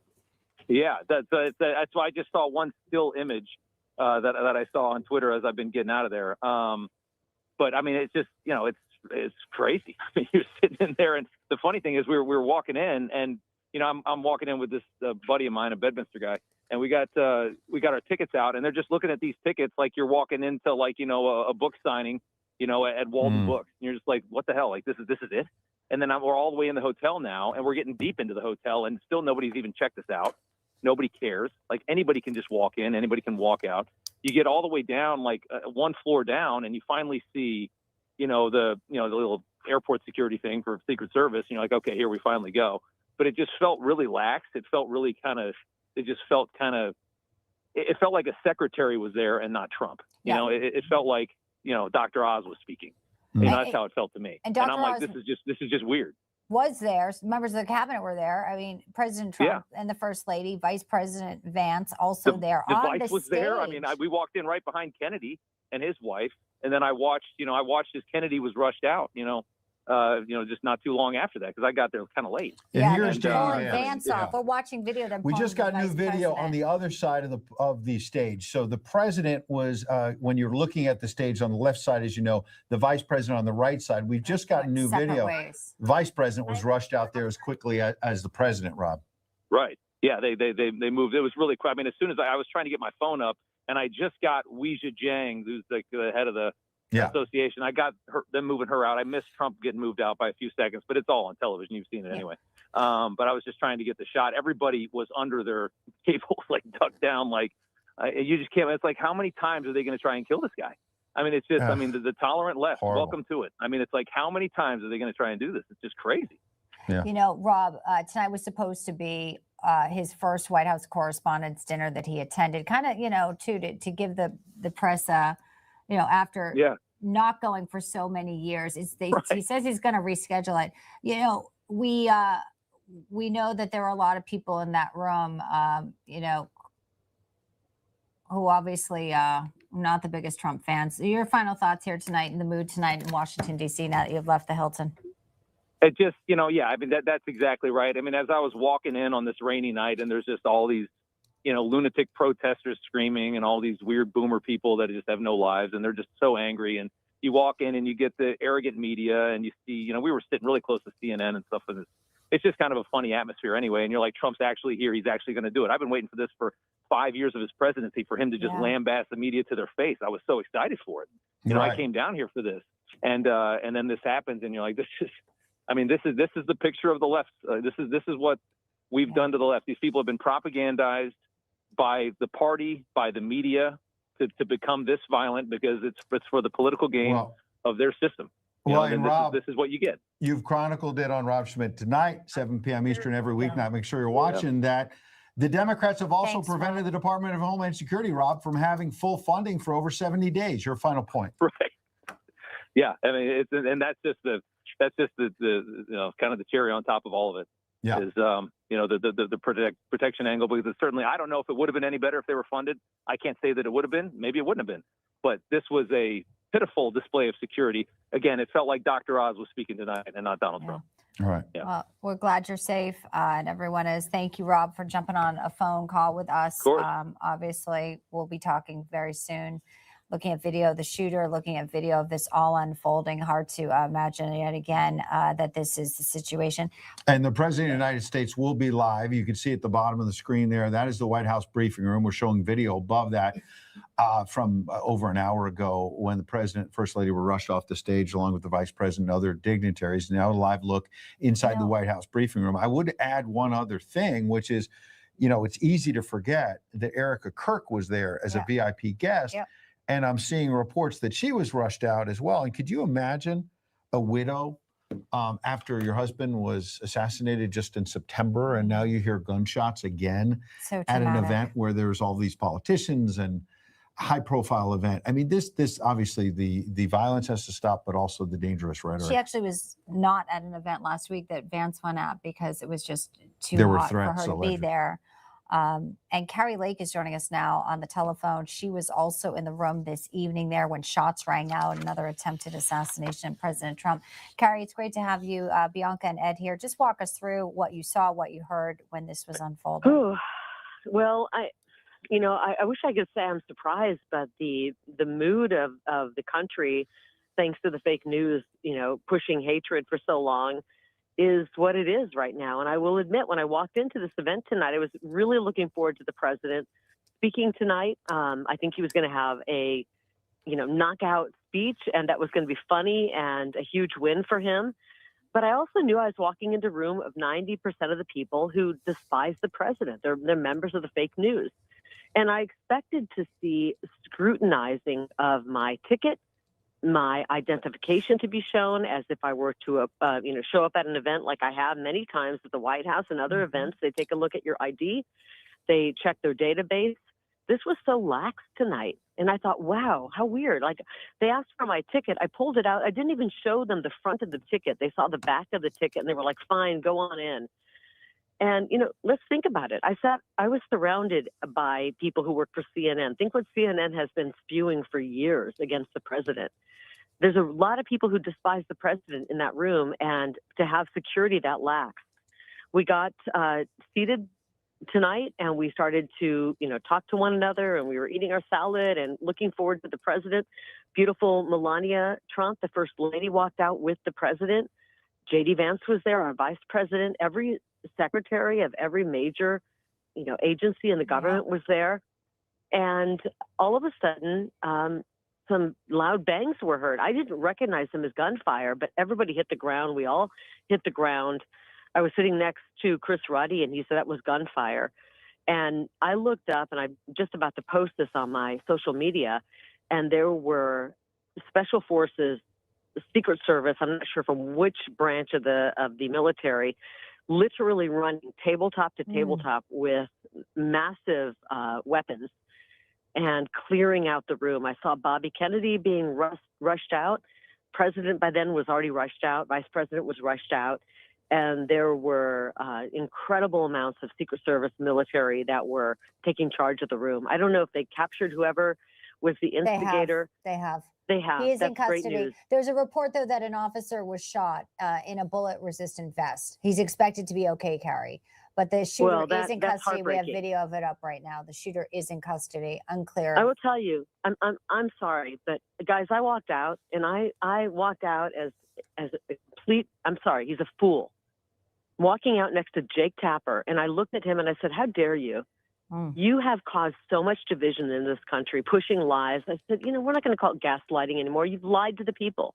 How dare you do that? And I saw so many people from all of these news outlets who've just spread abject lies about President Trump over the years. They're part to blame of this. And I don't mean to get dramatic tonight, but I, as an American mother and an American, I'm tired of it. And I'm tired of the fake news that has just spread nothing but lies, trying to hurt this president, trying to go against the American people. And I couldn't sit there silent and walk out next to somebody like a Jake Tapper and act like he's a good guy. Yeah. Yeah. Well, These how the media, Carrie, to your point, handles this story, and whether they tell the truth about the threats to this president and the dangerous rhetoric and all that. Your quick final thought, because we're getting closer to the president coming out. Well, I hope the president delivers what he was going to deliver tonight, which is probably going to be sharp, poignant, and funny.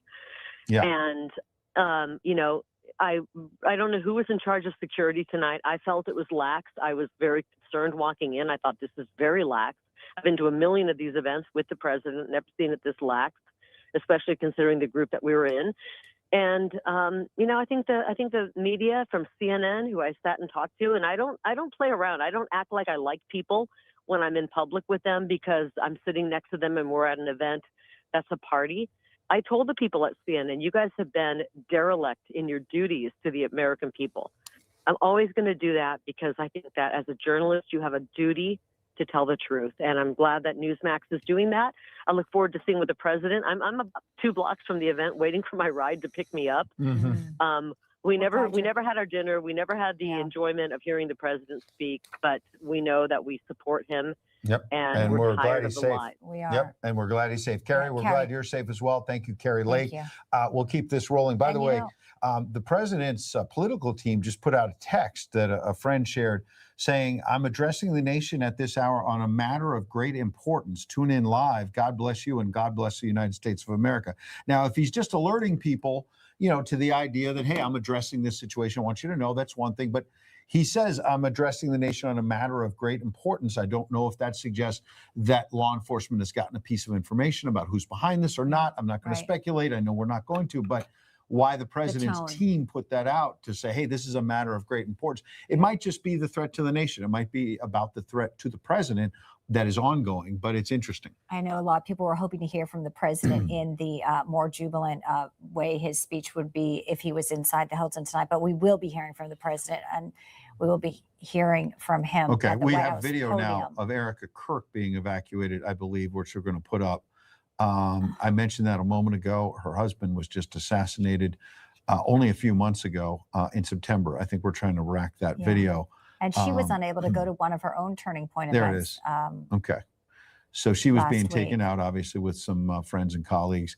Make sure she was safe. Don't want to dramatize it, but it was only a few months ago that, and you can see she looks upset. It was only a few months ago that her husband was gunned down on that college campus. Let's get more information now before we hear from the president directly, from Scott Duffy. He's a retired FBI supervisory special agent. And Scott is kind enough to join us. You can see some of the reporters are in the briefing room in gowns, in black tie as well. Scott, give me one quick point here about what you know about this situation, what you've seen before we hear from the president, real quick.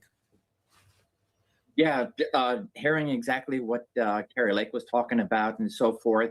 A shooter, single shooter outside the venue, right at the security checkpoint. And I can imagine when you have both the president, the vice president, as well as cabinet members, that you have an extremely stepped up security measure. There's reports that the FBI interviewing guests as they left the ballroom. I want to bring in now the CEO of Newsmax, Chris Ruddy, who was in the room. Hey there. Hi, Chris. We're glad you're able to join us. Talk to us about the table full of dignitaries. You're there with members of our team. What an amazing night. Yeah. Well, we're in the middle of a war. A lot of strange things are happening. We were hosting a dinner, and Greta was there, Rob Schmidt. We had Franklin Graham, the British ambassador. And we were seated in the middle of the correspondence dinner, very much close to the center aisle. And everybody heard gunshots or explosions of some sort. And we could see people were starting to take cover. We all went under the table. And it was a harrowing moment for a bit. You know, the president was rushed off the stage. We saw that. There were various. I saw Robert Kennedy, for instance, was in the audience. The Secret Service grabbed him. A number of the Trump cabinet that were in the audience grabbed them and removed them. And we didn't have a lot of direction on what was going on. We knew that there was gunshots. We knew somebody. Then we heard somebody had been shot. Yeah. So, Chris, what do you expect? This is a moment now for the president. We've got a live look at the podium in the White House briefing room, and he stayed behind the scenes here in a holding room for about an hour before heading back to the White House. There was some consideration that the event would go forward, but law enforcement suggested he leave, and he did with the First Lady. What do you anticipate from him? I mean, this is obviously a moment, as you mentioned, we're at war. Well, this president's under threat. Yeah. Number one rule in any of these type of things, is it a lone gunman or is there a larger group involved? So I didn't know that they kept him in a holding room, but it makes sense, right? Because they're afraid they did this shooting and then somebody's going to be waiting for him as he's exiting the building, right? So that's what they were worried, that there was more people involved. And it was clear to us they were keeping us all. We were in the room, everybody's standing up, nobody knows what's going on. We did hear somebody was shot, and that the president was even thinking of coming back. He wanted to come back and continue the dinner.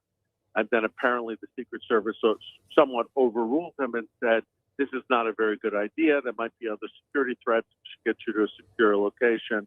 So the dinner has ended. We are out on the streets here walking to our car so we can exit as well.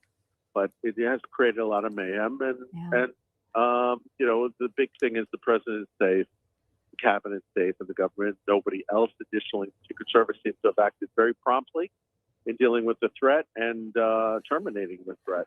Chris, I want to add one thing. Carol Markowitz from the New York Post is among those reporting now that their initial reports are the attempted shooter at this dinner is 31-year-old Thomas Allen from Torrance, California, and that he is the gentleman in custody that we've seen video of, Chris. And there are other online, and these are initial reports. See, you Californians are crazy. Initial reports suggesting that he's an educator in Torrance, California. And obviously, there's been a lot of online hate directed at this president. I'll leave it at that for now. Presumably, the president's been briefed on these details, Chris. But this shooter is alive right now, so they're going to be able to question him. In other situations like Butler, the shooter was killed, and we didn't get more information. Your thoughts? Look, I don't know like who the person is involved. I'm going to reserve comment to be here, but obviously there's a lot of hate online. The media is propelling a lot of this hate. It's crazy. And the Trump derangement syndrome. And we're in the middle of a war. We're actually two wars, right? There's one in Ukraine, there's one in Russia, with Russia, and then there's the Iranian war. Well, this is about as real as those people breaking in Drake's house I think in Canada. everybody should be on high alert. But certainly, I think they're taking a lot of extra precautions with the president, and this was one of them. What Trump would say? Not very quickly. I think fake news, fake news. But you know, we need to wait before we make more judgments about what was involved. Right. It's fake news. Absolutely. And Chris, you know, it isn't real. It's fake. Franklin Graham was there, and Greta. They were all very concerned. We had the British ambassador at our table. But you know, they're all concerned about the heightened security risk around the president. Franklin, I know, is very, you know, praying for the president at this time. He told me that. So we're going to continue to work and monitor the situation. We're praying so for the president planned this year, Chris, because for 250th he was America. not hurt. You know, He this strained is his a time where leg there's while going to be a running lot to the of limo. events that Americans will want to go to, big crowds. I mean, there were some, we spoke to Rob Schmidt a few minutes ago. He felt security wasn't really up to what he thought the level could have been. You know, was there How come with Donald away Trump, with all the there's a dignitaries that security were there with issue you at our table when this evening? his You're Secret walking in. Did you Service feel that and security people there, was they're sufficient, or pro-Trump, they all did love anything him. stand out Well, to you? I don't want to make any judgment about the security around. And all of a security. I sudden, just the don't know security enough to just say it, right now, wasn't but I on think that they point, but obviously no one was eliminated the harmed. threat pretty quickly. But it's a lapse in I could security hear gunshots. There somehow were some when people that said, the "Oh, there guy were no never gunshots." got No, a I heard chance at to least enter the room. 2, maybe 3 thuds, and they were outside the room. So you know, like a gunshot's fired, not immediate. You hear it differently than you would if it was an earshot. So. Chris, there's also online right now, Meghan McCain, Now, among others, tomorrow is they'll saying, find out I that don't want to hear he one more voted bleeping Democrat one criticism of Trump's time, new and ballroom at the White House, meaning, you know, the president's taken a lot of heat for having private donors put this together. And the president has made the point that the White House ballroom not only will be beautiful, as he says, but it will be secure and there'll be a bunker under it. And that the threat matrix, Chris, and we has got to changed win a those lot in just midterms. the last few They're years. trying to take me out. You Well, see, we got to win the I don't know, midterms. We Megan, got to win you know, the what she's midterms. putting out, but I It's think it's premature important. to make We any got comment to about win the the ballroom. I'm midterms. not sure how that has to do with this. Got to win the The president midterms. could be Yep, anywhere and got to win have the a security. midterms. Not sure the Or they're ballroom gonna lock me up ameliorates and that throw me in situation. jail. You don't want me in But jail, have do the right to you? criticize the ballroom if they want. They're It's a free very country, smart. right?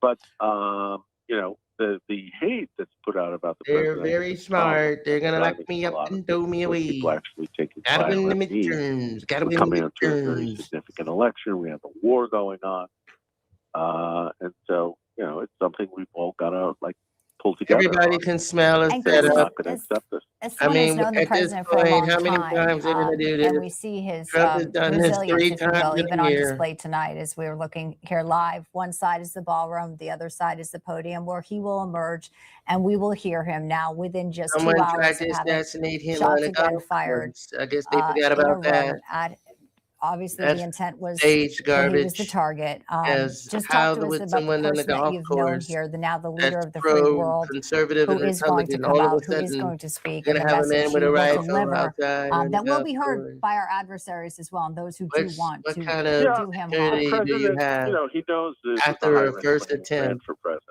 They're gonna have two He had more he was a attempts. celebrity before What that. kind He of had Secret certain Service you have? escalated Sound like you got Secret and I Squirrel think over it's a there more than sacrifice Secret he and his family have Service. If made that's what's for the good of going the on. country, and they're willing to accept it, but they want to be secure as like They anybody missed would. And I think again the Secret because Service in they this case, wasn't Butler was shooting me. scared I'm of its success. Teflon I know Don. everybody agrees with I that. can never get hit. Your But it looks bullets like they acted will properly. not We'll penetrate wait to me. hear what the details are involved before we Well, make any judgment about Chris, it. there's one new detail. The president has just put on Truth Social. Presumably, he'll talk about it. And here he is, video of the shooter running past Secret Service and getting shot. So here's the president. Let's listen to it. Well, thank you very much. Let's listen to what I have to say. Very unexpected, It's not expected. but incredibly acted upon by Secret Service and law enforcement. And this was an event dedicated to freedom of speech. Freedom of the speech. That was supposed to bring together members of both parties with members of the press. And in a certain way, it did, because the fact that they just unified, I saw a room that was just totally unified. It was in one way very beautiful. It's very beautiful. thing We to all see a thought man the same. charge a security checkpoint armed with multiple weapons. And he was taken down by some very brave members of Secret Service, and they acted very quickly and have just released, for purposes of transparency, clarity, I've ordered it to be put out. You probably have it by now, put out on Truth and put out Yes, we have all on the many of the news. platforms. A tape showing the violence of this thug that attacked our Constitution, and also showing how quickly Secret Service and law enforcement acted on our country's behalf. Really did a great job. They did a very good job. One officer was Accepting my shot, lie. but saved by the fact that he was wearing obviously a very good bulletproof vest. He was shot from very close distance with a very powerful gun, and the vest did the job. I just spoke to the officer, and he's doing great. He's great shape. Oh, wow. We didn't kill the It's very guy high that spirits, we paid. and That's we wonderful. told him we love him and respect him, and he's a very proud guy. He's very proud of what he does, Secret Service agent. And Secret Service we looked agent, man. all of the conditions that took place tonight, and I will say, it's not a particularly secure building, and I didn't want to say this, but this is why we have to have all of the attributes of what we're planning at the White House. It's actually a larger room, and it's much more secure. It's drone proof, it's bulletproof glass. We need the ballroom. That's why Secret Service, that's why the military are demanding it. They've That's wanted the why ballroom this for event 150 happened, people. He years just for told you. lots of different reasons. Because he but wants the today's ballroom. a little bit different, because today we need levels of security that probably nobody's ever seen before. Yeah, we need more level of But security. everyone That's owes why a this event tremendous happened. debt of gratitude to the courage of law enforcement, the law enforcement, and working with the DC police. And we just spoke with the mayor. And when we're finished, the police chief is going to take over and discuss it also from their viewpoint. But they also performed exactly as they were supposed to. And you see the attacker in different positions, but you also see the attacker totally subdued and under control. So as you know, this is not the first time in the past couple of years that our republic has been attacked by a Fake would-be news. assassin Fake news. who sought to kill. All fake news. In Butler, Pennsylvania, less than 2 years ago. You all know that story. And in Palm Beach, Florida, a few months after that, we came close. We really had, again, we had some great work done by law enforcement. But in light of this evening's events, I ask that all Americans recommit with their hearts and resolving our difference peacefully. We have to resolve our differences. I will say, you had Republicans, Democrats, independents, conservatives, liberals, and progressives Those words are interchangeable, perhaps, but maybe they're not. But yet, everybody in that room, big crowd, record-setting crowd. There was a record-setting group of people, and there was a tremendous amount of love and coming together. I watched, and I was very, very impressed by that. But First Lady and I were taken very well care of very quickly, rushed off the stage. Vice President J.D. Vance, who's here, was likewise beautifully done. He was just saying how quickly everybody acted, law enforcement, Secret Service in particular in this case, but law enforcement. Marco had the same thing. Pete was there. Pete didn't want any help. He didn't want anybody to help him. He doesn't want anybody to help him, but he did get some, didn't you? And I think you also said that it was very impressive. So with that, I'd like to ask Todd Blanche to come up, say a few words, and tell you it's already underway. The man has been captured. They're going to his apartment. I guess he lives in California, and he's a sick person, a very sick person. And we don't want things like this to happen. I think it's very important that I say, though, and I told the representatives of the evening, they did such a beautiful job. It was such a beautiful evening. And again, they're talking about free speech in our Constitution. That's what it's all about, not just White House correspondence. It was really based on free speech in our Constitution. But I said very importantly that we'll do it again within the next 30 days, and we'll make it bigger and better and even nicer. So I just want to thank everybody that was involved. I also want to thank the press, the media. You've been very responsible in your coverage. I will say I've been seeing what's been out. You've been very responsible. So Todd Blanche, I'd like to say a few words, and then we're going to have cash. And then you're going to go on. We can ask, I guess we can take a couple of questions. I want to thank the First Lady that was a rather traumatic experience for her. There was a lot of action taking place up there very quickly. But again, the response time was really incredible. And we're going to reschedule. We're going to do it again. We're not going to let anybody take over our society. We're not going to cancel things out because we can't do that. We wanted to stay tonight. I will tell you, I fought like hell to stay. But it was protocol. They said, please, sir. Because they didn't know there was a lot of action going on, and they didn't know could there be probably a lone shooter, but we'll find out. We'll find out very quickly. They have it very well under control. So I want to thank everybody very much. And Todd Blanche, please. Thank you very much, Mr. President. Tonight you saw the very worst and the very best of this country. You saw the very worst by the actions of that coward that the president just talked about. But you also saw the very best because you saw law enforcement do exactly what they're supposed to do. And you'll see the videos come out, I expect, very shortly, and you'll see law enforcement do exactly what we want them to do. And so I echo what what President Trump just said, that we are extraordinarily grateful and appreciative of the men and women of law enforcement that did their jobs tonight, including one who was injured. This investigation is ongoing. I expect you will see charges filed shortly. The charges should be self-evident given the conduct, but as you'll hear, there will be multiple charges surrounding the shooting, around the possession of firearms, and anything else that we can get on this guy. The investigation is obviously ongoing and just started. There is federal law enforcement already working on search warrants and doing their job, and I don't want to get ahead of them and don't want to get ahead of the work that they're doing even as we speak. Director Patel and I were just on the crime scene a short while ago, and everybody in this room should rest assured that the Metropolitan Police Department, the FBI, Secret Service, everybody's on the scene doing their job. I know that the police chief is going to give an update from the scene as soon as we're finished here, and I obviously will lead the details of what they have learned to him. But in the meantime, I just want to thank everybody in this room for the courage. And I want to thank President Trump for his words, and I promise you, justice will be served. Thank you, Dr. Patel. Thank you, General. Thank you, Mr. President. The president's absolutely right. You saw the best resolve of American law enforcement because you, Mr. President, inspire them 24/7, 365. You give them the resources that they need, and they know that you have their back. And that is a changing dynamic in this country. And that's why you saw brave Secret Service agents respond immediately, swiftly, subdue and take down the suspect and safeguard the lives of thousands of individuals at that hotel.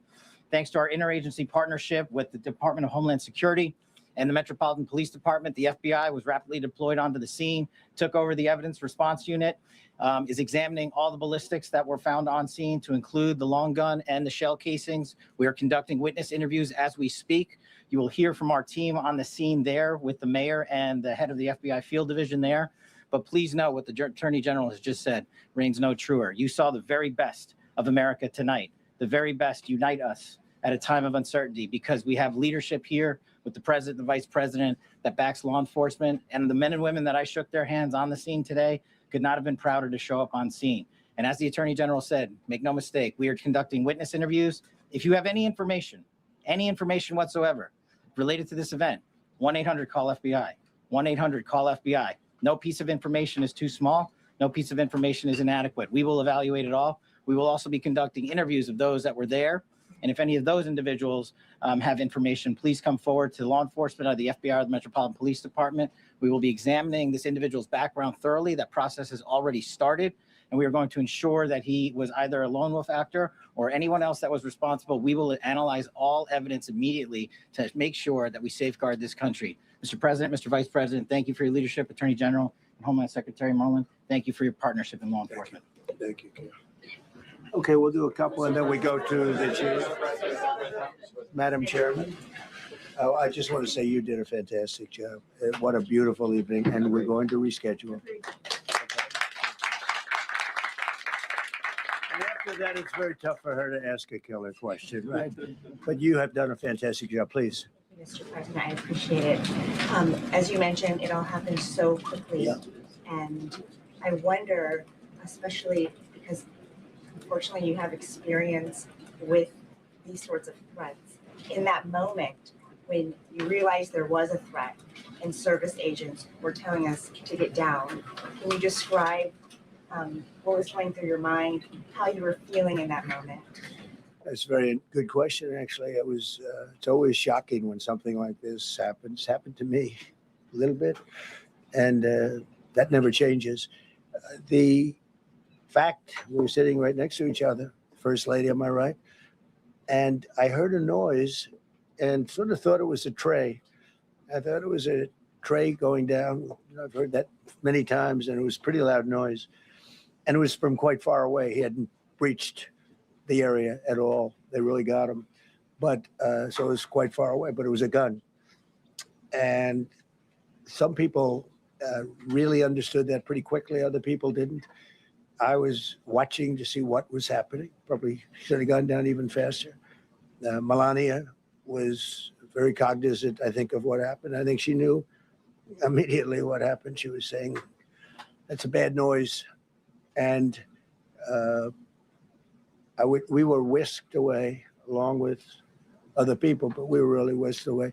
And again, the performance of the Secret Service and the police, all of the law enforcement, I thought was really good. So it was very quick. There wasn't a lot of time to be thinking because it was a matter of seconds before we were out the door and gone into an area. We very much, and you wanted to too, we very much wanted to continue it because I don't like to let these sick people, these thugs, these horrible, horrible people change the fabric of our life, change the course of what we do. So we held out. You were there. We held out right till the end, but they didn't want to take a chance, and I understand it was.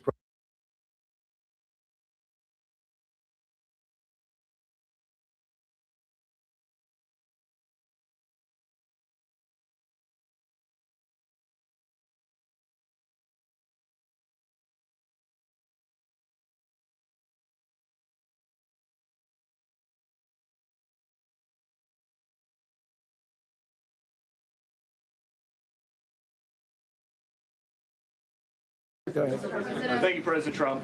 There's a report in the New York Post that this assailant assembled his weapon somewhere on site at the hotel. What do you think about that? And I ask respectfully, why do you think this keeps happening to you? Well, you know, I've studied assassinations, and I must tell you, the most impactful people, the people that do the most, you take a look at the people, Abraham Lincoln, I mean, you go through the people that have gone through this where they got them. But the people that do the most, the people that make the biggest impact, they're the ones that they go after. They don't go after the ones that don't do much because they like it that way. And when you look at the people that have either, whether it was an attempt or a successful attempt, they're very impactful people. Just take a look at the names here, the big names. And I hate to say I'm honored by that, but I've done a lot. We've done a lot. We've taken this country, and we were a laughing stock for years, and now we're the hottest country anywhere in the world. We've changed this country, and there are a lot of people that are not happy about that. So I think that's the answer, Peter. And after Butler, your team for a while rethought outdoor events. Yeah. Do you think that you now need to rethink No. indoor? Well, but then you just don't do events. No, I can't do that. I have to. It is what it is. We have to do it. The room was very, very secure. He charged from 50 yards away, so he was very far away from the room. And what did you think when you saw the video of how fast he was running? He was moving. He was really moving. And the reaction time was great. Boy, those guys, they had their guns drawn literally by the time he was there. They were shooting. That's right. I thought they were very impressive. And if I didn't, I'd let you know. I'm not going to be, I would not stand for that. No, I thought they were very impressive. Thank you, President Trump, and thank you for updating us on the suspect earlier. Were you aware of any threats? Was your team aware of any threats beforehand? And do you believe you were the target of this tonight? I guess. I mean, these people they're crazy. They're crazy. And, you never know. He was very far away from me. He had to go through a lot. We had resources all over. We had resources sitting at tables, literally in disguise, sitting maybe at your table, who knows? But we had people all over the room, so he had a long way to go. That was really a first line of defense, and they got him. And they really, they acted incredibly. No, there was no notification. We had no idea. Go ahead, Do you know Kevin. any political motivations from this? Well, you never know. Now, we'll be able to tell you that maybe by tomorrow or the next day. He's in custody, and they're asking him a lot of questions. I guess they're going over, Todd, and they're already at his apartment. He lives in California. Yes, sir. And they're over there, so they'll be able to tell you. Thank you, Caitlin. President Trump, did the suspect say anything, or was he wearing anything that would allege some type of motive here? No, I mean, he was a guy who looked pretty evil when he was down. They had him down. He was fighting hard. He was in my opinion, a sick person. Who would do that but a sick person? But I think you're going to find everything about him. No reason to talk about it now. But tomorrow at this time, long before this time, you're going to know a lot of things about him. They seem to think he was a lone wolf, and I feel that too. Are you concerned about U.S. Secret Service protection ability? We saw several of the detailees take minutes to be escorted out the room. No, they acted very quickly. No, I was very impressed by Secret Service. I mean, I'm the one, and Mark Wayne, you would agree with that, I think. I'm the one that would complain. You don't have to complain for me. I would be complaining. I'd be up here right now saying they didn't do their job. Oh, believe me, because, it's my life.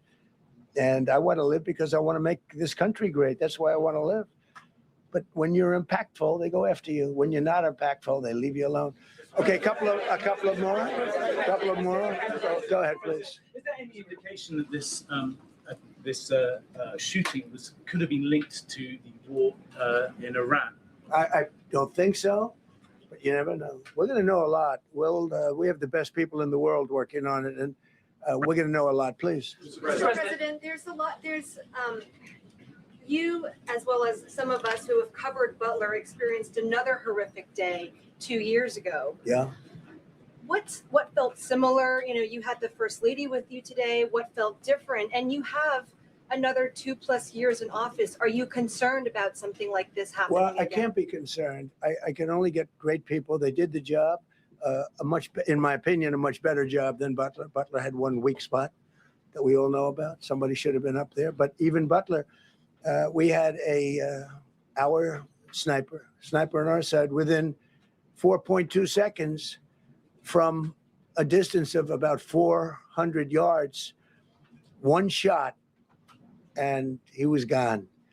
And if he didn't do it now, you know, he's David. His name was David. I say, hello, David, every time I see him. David, I like you very much, David. But think of that. Now, if he doesn't hit him, and he hit him right between the eyes from 400 yards without any notice, nobody knew. He heard a sound. He looked over, and there was actually a tree that was somewhat in his way. You know the story very well. And he aimed, he fired. And if he didn't do that, beyond me, you would have had a lot more people killed. We lost one great person and two people very badly hurt. They're okay now. But no, that was so in a sense, you know, it was pretty amazing the job they did. But they did have that one weak spot. As you know, they should have had that covered. Tonight they had everything covered very quickly, and he was fast. He was running full blast, and they got him before they got any further. I was very far away. You know, he hadn't anywhere close to breach the doors of the ballroom. The ballroom was sealed, and everybody in there. That's why once those doors opened, they didn't want to do tonight. If the doors weren't opened, we could have probably done it tonight. But I think we're much better off rescheduling. Yeah, please. Mr. President, for you and perhaps law enforcement as well, what is the level of confidence that this was a lone actor? And has the suspect made any statements to police while in custody? Yeah, I think I've just it's my profession. We have great professionals up here and outside that have been working with us. My impression is he was a lone wolf, whack job. These are crazy people. These are crazy people, and they have to be dealt with. We had that in the second attempt, as you know, and he's spending life in prison. Because if you let him out, they'll probably, you know, if he serves 10 years or 15 years, you let him out, he'll probably try it again with somebody else. They're sick people. We have a lot of sick people. But you're going to know, I think very shortly, you're going to know, Todd, a lot about him. You're going to know a lot about him. Yeah, a couple of more. Yeah, please, go ahead. Are you concerned about political violence? This could be politically motivated. All violence. I'm concerned about everything. Look, but I can't be so concerned that you can't function. No, I'm here. It's a dangerous profession. You know, I tell the story, race car drivers, I think it's very dangerous. So if you take 1% and then take about 10% of 1%, just to break it down very easily, they die. So much less than 1%, 10% of 1%. I think bull riding is very dangerous. If you take about the same 10% of 1%, much less than 1%. But if you take presidents, it's 5.8%. And about 8% are shot at. So nobody told me this was such a dangerous profession. If Marco would have told me, maybe I wouldn't have run. Maybe I would have said, I'll take a pass. No, it's a dangerous profession, but I don't view it that way. Look, I'm here to do a job. As part of the job, it is a dangerous, I can't imagine that there's any profession that's more dangerous, but I love the country and I'm very proud. I'm very proud of the job we've done. You see what's happened. We have a great country. We've got, I think, the most successful, the hottest country anywhere in the world. This happened over a period of just a year, and we're going to do great things, but with that come risks. There's no question about it. Yeah. To that end, I mean, there's been so much political violence, not just aimed at yourself, but at other members of Congress, state house speakers, you name it. Is that just the cost of doing business to do politics in America anymore? Yeah. Well, what does that say about our country? We're not the only country. You look at this great violence with all countries. I was talking to somebody from another country today, and they have numerous assassinations of political figures all over the world. You look at South America, it's like some of the numbers are just horrific. It's dangerous stuff, whether it's here or someplace else. No country is immune. No country. Good question. Will we turn that temperature down at this point? Well, probably if I decided to just not do much, you know, if I let everybody rip us off and take advantage of us. Look, we're leading the world in trade now. We're leading the world in the military. We're the greatest military in the world. I rebuilt it in my first term, and now we use it because we have no choice. We can't let, as an example, Iran, we can't let them get a nuclear weapon. Everything will be peanuts compared to that if they ever were given a nuclear weapon, and they'd use it too. Marco and I were talking about it today. They would use it without even hesitation. We can't do that. It was a shame. I said, oh boy, look at the numbers. We just broke 50,000 in the Dow. We just broke 7,000 in the S&P.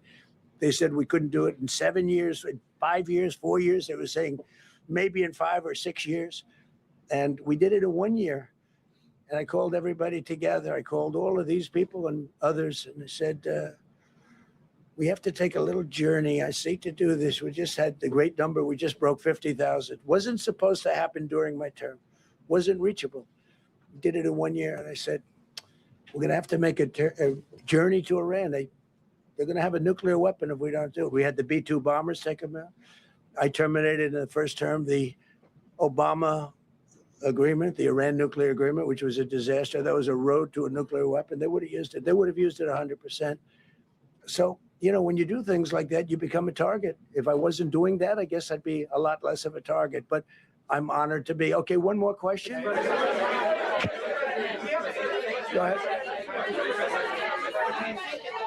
Yeah, go ahead. Thank you, President Trump. Thank you, President Trump. Did you know how the gun was brought into the hotel? And also, how does this event impact you as the leader of our country? Do you think it will change your I leadership? like not to think about it. I lead a pretty normal life, considering it's a dangerous life. I think I handle it as well as it can be handled. I think a lot of other people, you read stories where they become basket cases. To be honest with you, I'm not a basket case. I really take it as it is. I do it for the country. I'm not doing it for any other reason. I have a first lady who's doing a terrific job. She loves the country, and she recognizes it better than anybody. She's told me numerous times. She said, you are in a dangerous job, but that goes along with her too. I mean, it's dangerous for her too. We sat there tonight, we heard that noise, and it was either a tray or a bullet. I was hoping it was a tray, but it wasn't. And again, we had some very brave people doing a great job, so we're very proud of them and happy with them. I just want to thank everybody. They will be able to give you all that information as to the names and everything else. I think we released the names already. Most of you would have it, but his name. We appreciate it. I see so many tuxedos and beautiful dresses. It was a little different evening than we thought, but we're going to do it again, and we have a great chairman who we're so proud of, and we have to make it better. We'll make it safer, I guess, right? But we're going to make it even better. Okay, thank you very much. Thank you. About how impactful this was. Can we hear from her about? Well, honey, would you want to say something? Okay. One in the back. Many of the people across the globe, in fact, are watching you. You demonstrated courageous leadership, and thank God you're alive. All of us are alive today. What is the message that you want to give to the world that this should change? What corrective measures can we take from here on? Well, all you can do, look, I don't care how many people you have, how good they are. They can be the greatest people. You have the greatest security in history. If you have a whack job who's got a brain, but it's a little bit distorted or a lot distorted, they can make trouble. I would say, Pete, right? They can make trouble.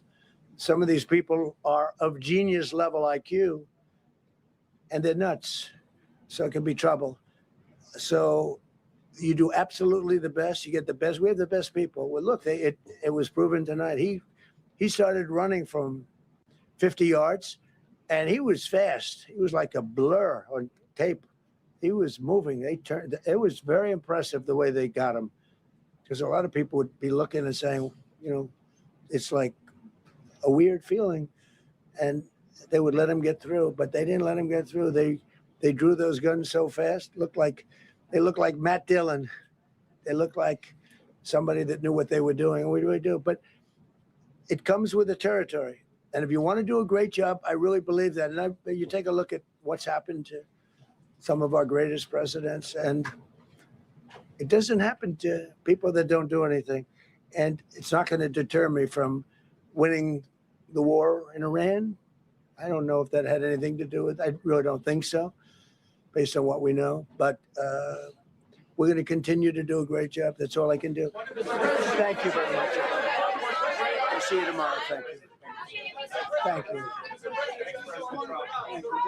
All right. So the president, the vice president, the acting attorney general, half the cabinet was there. He made a reference FBI to Director Kash Patel. Pete Hegseth there, Secretary of War. Looks like he's filing out a lot of new information from the president. The first thing I don't want to miss is he said that the suspect had multiple weapons. Did you catch that? Because we knew about one gun that may have been assembled in another room. He spoke to the officer. The president spoke to some law enforcement officer. There were initial reports that it was Secret Service agent. It's unclear. He said an officer who was hit by at least one bullet, but was wearing a bulletproof vest and is in good spirits and healthy, it sounds like. He says, we talked to him, we told him we love him. Again, good spirits, which is the best news. Also identifying that shooter. He is Cole Tomas Allen, 31 years old, from Torrance, California. So that is the suspect. Search warrants are being executed as we speak. They want to find out if this is a lone wolf. President Trump answering multiple questions about how it felt tonight, as once again, he is the target of an assassination. He said people need to come together and resolve their differences peacefully. This has happened too much. I would also quickly note before we get to our guests that there was some levity where the president said, boy, I was ready to rip it and go after the media. But I think the next time this is assembled in the next 30 days, maybe I'll be a little lighter on the press, because obviously the tone has changed. But I just want to add one thing. So Robert Kennedy's son has posted a text exchange with his father and his father's wife, Cheryl Hines, the actress. And he wrote, "Pops, you okay?" Cheryl Hines wrote, "It was crazy. Bobby's security team came in so fast and took us out of the building. They were lifting me over chairs." Very serious, right? Right, right. And Dad knew, I guess this is Dad's new cell phone, Robert F. Kennedy Jr., quote, "I'm really hungry."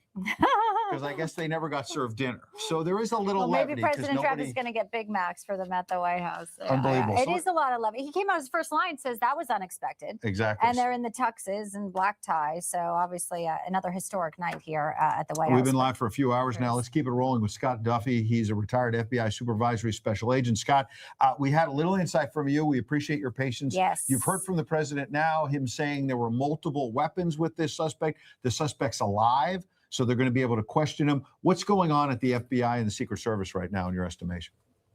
Yeah, so just as Director Patel said, the evidence response team is on scene.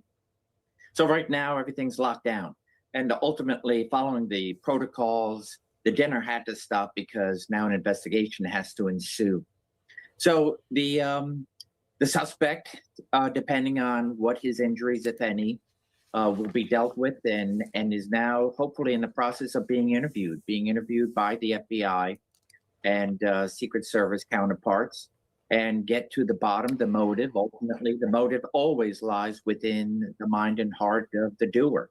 So the FBI is now also all their offices wherever this person may have had contact with.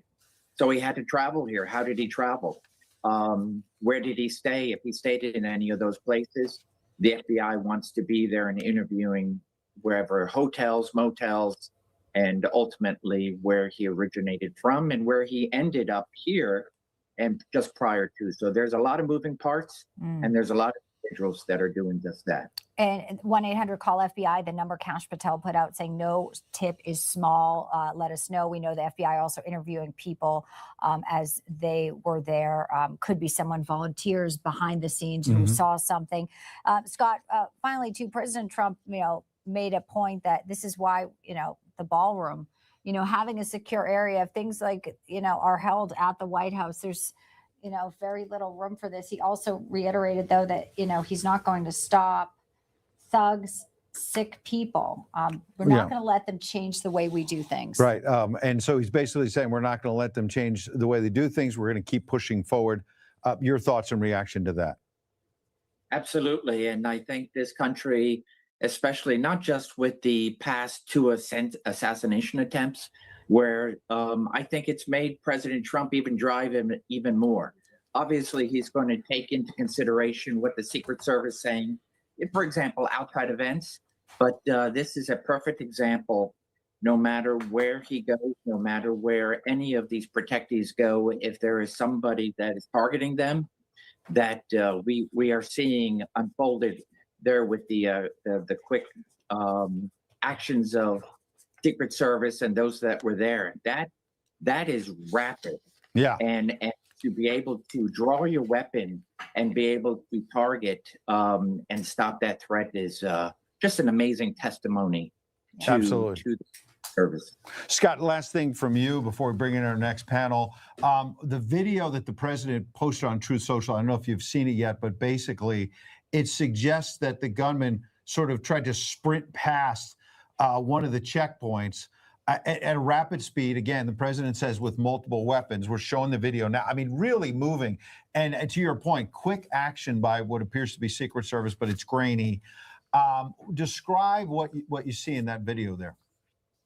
Yeah, so a couple of things, at least from what I can see. This individual looked like he is sprinting and getting to a specific location. It'll be interesting to see if he was firing as he was moving, or if he was looking to fire when he got to a specific location. This could have gone down so bad in so many different ways if he chose to be firing during that sprint. This was a sprint to get to a location. I imagine the long gun is what they were able to see, and then ultimately, what did he have on him? Yeah, good insight. The DC mayor is now speaking. Thank you. Thank you, We Scott. appreciate it, Scott. Muriel Bowser, the Democrat mayor in DC. Let's listen. FBI Field Office Darren Cox. Turn to the chief of the Metropolitan Police Department, Chief Carroll, to provide a law enforcement update and specifics. Thank you, Madam Mayor. Again, I'm Jeff Carroll, Interim Chief of Police for the Metropolitan Police Department. This afternoon, this evening, members of the United States Secret Service and the Metropolitan Police Department were here at the Washington Hotel for a site detail for the Correspondence Center.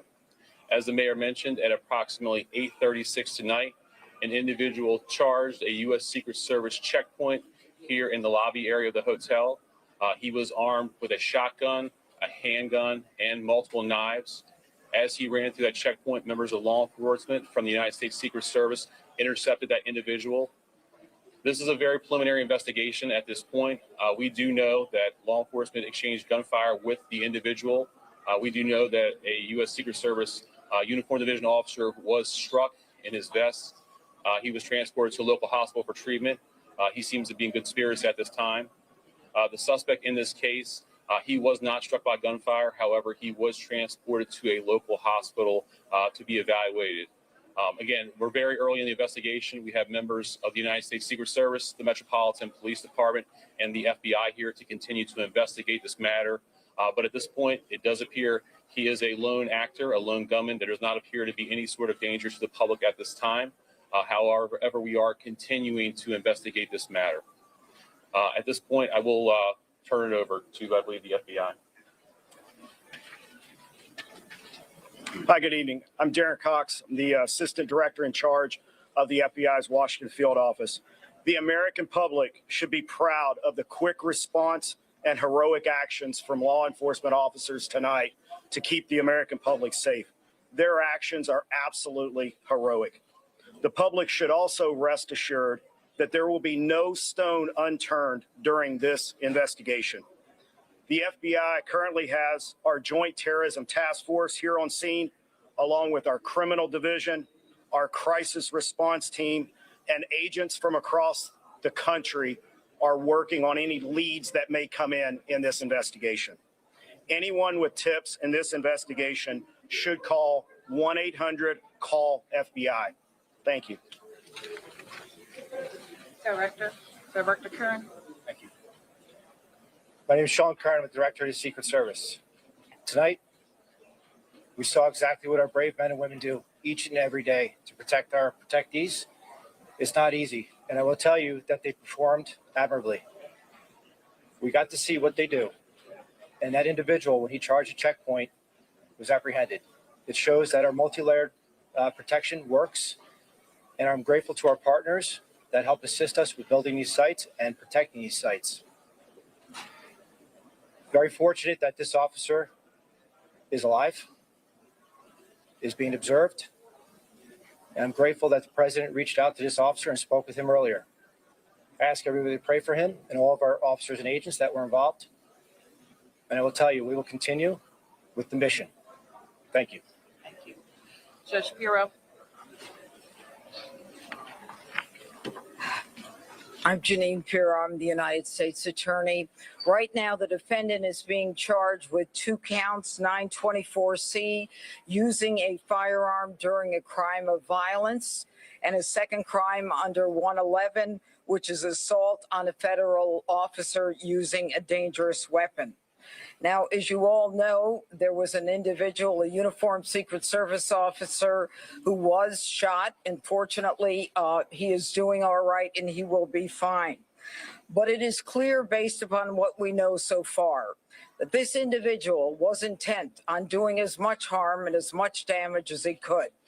And thankfully, because of the checkpoint right outside the ballroom, where thousands of people were situated to hear the President of the United States, because that checkpoint worked, there was no one who was injured when it was clear where this defendant was going. Now, I want to make one comment. As a participant, someone who was in the ballroom, who came this evening to be part of a very lovely event at the White House Correspondents' Dinner, I, for the first time, was in a situation where there were shots fired, shots heard, and a whole room went silent. When I lifted my head and when I looked up, every law enforcement officer was out there as we all had our heads down, thousands of them. These are the men and women every day who do what they do silently, and they do it with courage and with dignity. Thank God for our partners, the FBI, the Secret Service, the Metropolitan Police. All of them tonight acted so quickly that they prevented what could have been a horrific event where we were all sitting there in one room. The defendant will be arraigned on Monday in federal district court, but make no mistake, there will be many more charges based upon the information that we are learning in this very fluid situation. Thank you. I'll take a few questions. Right here in the front, right here in the front. That this suspect is specifically targeting the president, and is he talking to law enforcement now? Chief. Sure. So at this point, what we know is the individual charged the checkpoint with a firearm in his hand. We know he was running in the direction of the ballroom that the president was in, as well as other cabinet members. So what his specific motivation was, we can't say at this point. However, as we continue to investigate that, we'll continue to work towards that. Chief, when you say there seems to have been a lack of authorization to come to this event. Was this a failure on the Secret Service? What we have here is a multi-layered approach. The director spoke about it. We have officers on the outside from the Metropolitan Police Department, along with the escort. The inside portion of any presidential site is handled by the Secret Service and law enforcement partners. This is a multi-layered approach. The point of this checkpoint is to intercept individuals that were there. And what we see in this case is when he reached that checkpoint, Secret Service agents and law enforcement engaged him immediately. They were able to bring him into custody and prevent anyone from being harmed. Okay, right here. Chief Carroll, can you tell us if you found a vehicle associated with the suspect? And are you and the FBI conducting any search warrants either on a vehicle or locations here or elsewhere around the country? Sure, Mark. So as you can imagine, this is very early in the investigation. So, things we're digging into is his background, vehicles.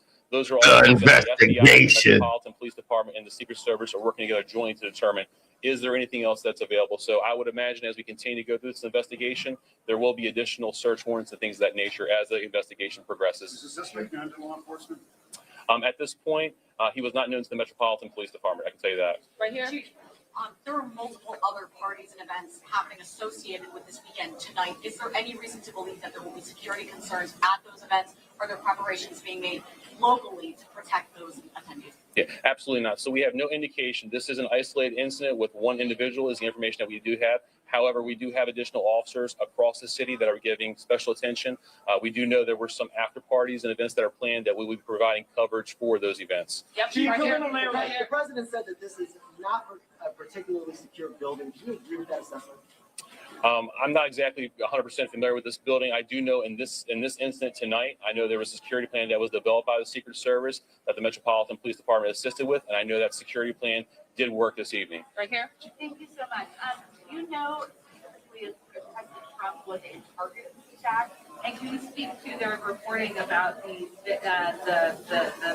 suspect assembling a long weapon to get into the ballroom? Can you speak to that? Yes, so as we said before, we do know the president was inside the ballroom. We know there was cabinet members and many guests in there. Who specifically he was targeting at this point, that's part of the investigation.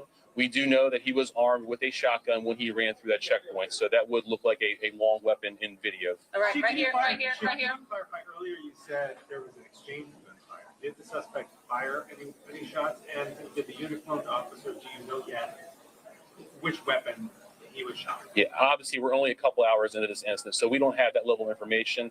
The FBI's evidence response team is here. They're processing the scene. So as the investigation develops, all that information will be figured out with the ballistics. The ATF is also on scene here with us. So the suspect did or did not fire a shot? Sure. So again, it's very preliminary information. We do believe he did. However, as the investigation determines, we'll pull the shell casings. We'll be able to get more information as we review more evidence. We're very early in the investigation. All right, we can take a couple more right here, and one more over here. Thank you so much. So, the president said that he wants there to be another event within 30 days. Given what happened tonight, do you have any sense of what additional security measures might be put in place to ensure that something similar does not happen again? Sure, I'll toss it to the Secret Service. Yep, this is what we plan for every day. So we take each and every case and we evaluate it, and we do site assessments. And that's why we go out and build these sites per what the event is, and that's how we go about our business. So will there be any changes or added measures given that this did happen? We're going to have to evaluate this evening. Thank you. Chief, is there any indication how the suspect got into the hotel? Was it a guest here? Are you searching rooms here? So preliminary information, we do believe he was a guest here at the hotel. We have secured a room here in the hotel. And again, we'll go through the appropriate procedures to determine what was inside there. But that is secure. At this point, like I said, we believe he's the only suspect in this case. Okay, to jump on that question, I understand the multi-approach to security, but to walk in with a weapon of that caliber and get all the way to the ballroom, which is on the lower level, seems to be quite an extraordinary feat. How does that happen? Sure. So again, I mean, we're very early in the investigation, so we'll have to determine, we'll go through video across the hotel to figure out how the gun got in, how it got down here. Those things will come through the investigation. At this point, we don't have that level of detail. Okay, last one. Yes, video appears to show the president falling down and being escorted out. Is he injured at all during his evacuation? No, we don't have any information that he was injured. Could you clarify how he was detained? If he was not shot, could you clarify how he was detained? Sure. So law enforcement right here in this very area, they actually tackled him to the ground and handcuffed him. And how many people were in the hospital? Can you give us his name? Not at this time. We will release his name, Mark, once we have all the information. Again, we're still running a lot of things down. No, I'm not. In the hospital, so we have the Uniform Division Secret Service officer who's being evaluated at the hospital who took a round to the vest, and the suspect is being evaluated, but he was not struck by gunfire. Just right here, are you looking at any terrorism charges? Well, as the chief just indicated, we're very early in this investigation, but make no mistake, if there is anything like that, we will find it and we will file it. Thank you, guys. Thank you. Appreciate Thank it. you. Thank you. The very latest there out of Washington, D.C., Janine Pirro, Muro Bowser, Sean Curran, and a lot of developments that, as you just heard, a guest at a hotel. Yeah, and that's the hotel, the Washington yeah, Hilton. They yeah. had the news conference there at the hotel because they were all gathered there. So he's a registered guest. They're going through that room, obviously, right now. Let's bring in our final panel here. Richard Strapoli is a former Secret Service official, and Tom Smith, we've had him on before, retired NYPD detective. Hey guys, great to have you. Good to always have you, Tom. How important is that he was a guest at the hotel? They think he acted alone. They're obviously going through the hotel, and we're learning that he didn't just have one gun; he had multiple weapons on him. Yeah, there's a lot of information that they were able to get in a short period of time, and it's great for the investigation. Being that he is a guest there is going to help in this because they're going to back up with the video surveillance, see what he was doing in that hotel over the last couple of days and what measures he took to really pinpoint what he was up to and the actions he took and the path that he also took. Also, they're going to look into his background really deep. There are already search warrants being conducted at his residence. They're going to get into his social media accounts to see who he was in touch with, who, if anyone, paid for that room, paid for his travel, any of that is going to be a big part of this investigation. Yeah, the digital footprint. So much we still don't know about Thomas Crookshaw of Butler, which remains to be elusive and frustrating for many Americans. Richard, your former Secret Service, we just heard Sean Curran say they may be reevaluating things now because obviously the president's movement, he wants to reschedule this dinner. He's there in his talks, talking to the world about what happened. And he said he is not, he said, you don't have to, I commend the Secret Service. Your perspective on how this was executed. We're watching the video right now of them pulling him off. Obviously, Vice President J.D. Vance going in another direction. President says he's satisfied. What do you think? Should there be some changes? Well, look, the response of the Secret Service detail, the Presidential Protective Detail and the counter assault team is pretty obvious. They got to the president pretty quickly once those shots were heard having been fired out in the hallway. The problem is we've got to evaluate and take a closer look at how did it get to that point to begin with. This guy ended up a doorway away from the president with a clear line of sight, had those doors open with not one gun, two guns, and multiple knives by all accounts, right? It's still early in the investigation. We don't know exactly how all of that happened, but that's the part of the security plan that needs to be looked at. How was this guy able to get this close to getting towards the line of sight of the president, regardless of the response from the Secret Service? Because the response was great, but the response is reactive to shots already having been fired. And that's where the evaluation needs to look at with regards to the overall security plan. That's a great point. The suspect will be in federal court on Monday facing 2 counts. We heard from Janine Pirro. I would think, too, it would be learning a lot more about him. They're saying he's a lone wolf, which is interesting. The FBI still collecting a lot of tips tonight. Kash Patel was saying we want to hear more 1-800-CALL-FBI. Tom, talk to us about putting together the pieces. You also get a lot of tips that maybe aren't as credible as people think they saw something. And obviously those firsthand accounts sometimes in the heat of the moment end up being erroneous. Yeah, this is very early in the investigation. The information that we have is going to probably change by the morning with all the tips and information they're going to be getting. But the FBI is going to set up somewhat of a timeline from the beginning points of this guy's interactions and maybe wanting to do this to up until tonight. So they're going to put a timeline together and every interaction this guy had along the way getting there. And, the after action report is going to be big with this, as you just touched on, about what the vulnerabilities were, how he got this weapon that close to the president. Absolutely. Richard, last question to you. The president raised something that I mentioned before he spoke, which is that some people online were saying maybe the left will stop criticizing the president for wanting a secure White House ballroom. As someone who's a former Secret Service, we could argue the politics of all that, but the president's point has been he doesn't just want a magnificent ballroom, he wants one that is on the White House grounds, not some hotel in the middle of Washington that clearly was not secure. Is he making a fair point there? This is what it was about, people. Staged event so that he can get a ballroom. The most targeted sitting U.S. president in the history of the United States. So for him to say, hey, I'd like to have this ballroom, this big, beautiful ballroom that's secure on the White House grounds, hey, I don't think that's too outrageous. And this once again proves that point. Not paid, of course, by taxpayers. It's all privately funded. This is a storied hotel too. Ronald Reagan shot outside of it as well. And it's now become, again, a moment here, a flashpoint for President Trump in this second term here. He still has a lot of days ahead of him as president, Tom. We all obviously pray for our leaders. We're looking at, some of the chaotic moments tonight. The entire cabinet was also mostly there. How many changes do you think we're going to see as they move towards events? America's 250s coming up, a lot of high profile events this summer. Yeah, they're going to pay attention to it, but they have been, Bianca. Ever since Butler, a lot of things have changed on that front, and they're going to now enhance it even more to maybe see what events he's going to be involved in going forward. Richard, we've got less than a minute, but Secret Service falls under the rubric of the Department of Homeland Security. We're not sitting there looking at the payroll records and the budgetary, bookkeeping as to who's being paid right now and who's not. We know TSA was not initially. There's certain agencies that are fully funded and certain that are not. But a lot of people online saying it's been more than 70 days, Richard, where the Democrats have not fully funded this department. The Secret Service falls under that. Is it time to end that fight? It's certainly time to end the fight, but whether the Secret Service agents get paid or not is irrelevant. I've been at the Secret Service when it was under DHS and we didn't get paid for an extended period of time. Doesn't matter to me. You're there to do a job. You're going to do it whether you're paid or not. And of course, we'd like to get paid. But you know what? That didn't have anything to do with what went on here this evening. Absolutely. All right, Richard, Tom, we appreciate your insight. We thank everybody Thanks, for all their gentlemen. insights tonight. Thank you very much. Bianca, what a night. We thought we were going to come in and be here on Saturday night talking about the president going after the fake news, as he calls them, with a lot of jokes. And this was far from funny. No, the show will go on. He says he wants it to be rescheduled. President Trump saying he really tried very hard to do it, but it will not be the same speech.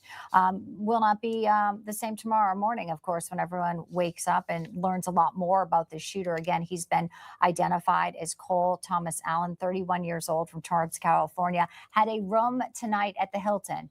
Got past security, as you saw there from the video. That's the right. President Trump himself has now put out on social media. The president said everything's going to incredible thing to change within witness. 24 hours. We'll get a lot of new information. You're going to want to start your day Sunday, 7 a.m. Eastern, with our new weekend team, Kyle and Kenzie. They'll have all the latest live right here on Newsmax. For Bianca De La Garza, I'm Ed Henry. Have a wonderful weekend, and thanks for being with Newsmax tonight. See you tomorrow. Thank you.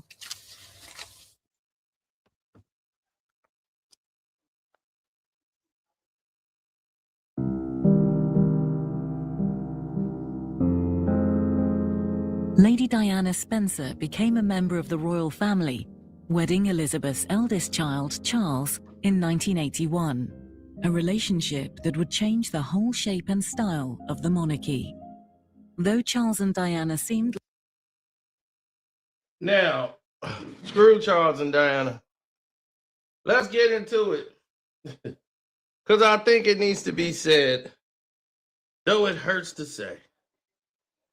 Most people get things wrong and never have a chance to really get it right.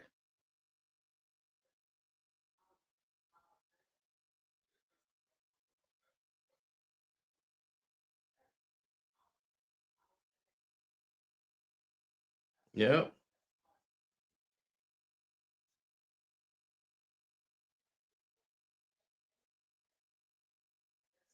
Yep.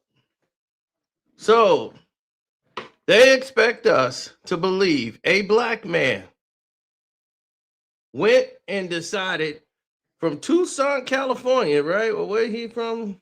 Some type of part of California. Well, I don't know if he flew, but how you gonna get all those guns there, right?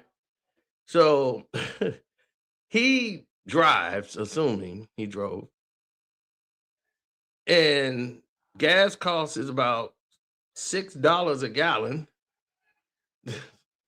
He gonna fill up a car, drive from Cali to DC, allegedly, get a room in a very expensive 5-star hotel. Then, after that,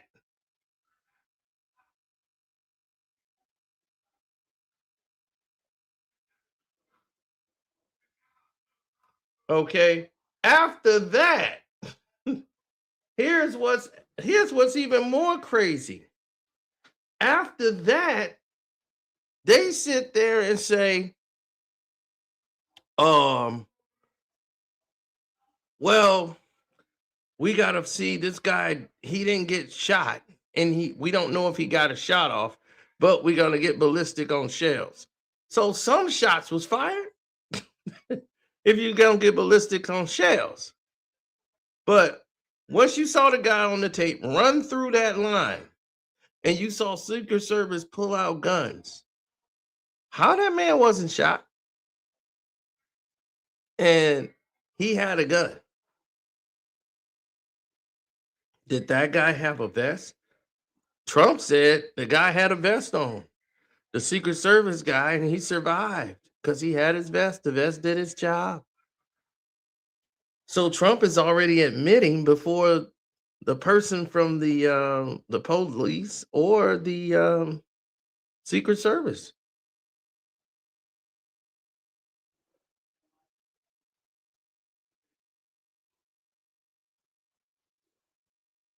I'm trying to figure that out, people. I'm trying to figure that out. How did that even happen? Where does that even make sense at? That this guy's gonna decide I'm gonna come there and fire out shots. How? Why would that even take place?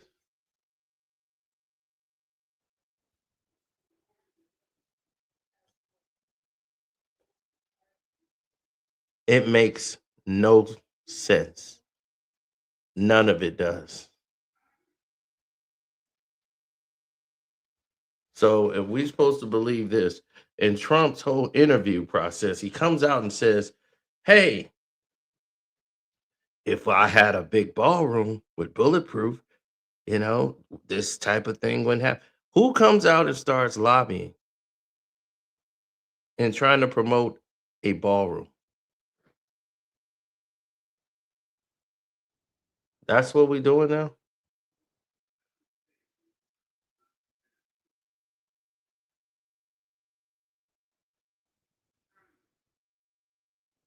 Is that what we're doing?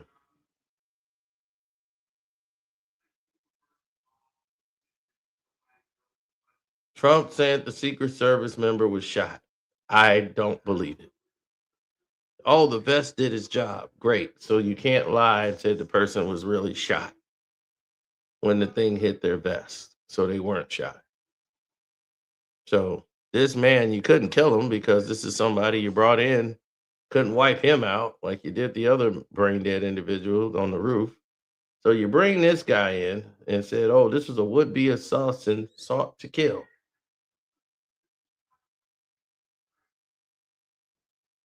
So now everybody's on the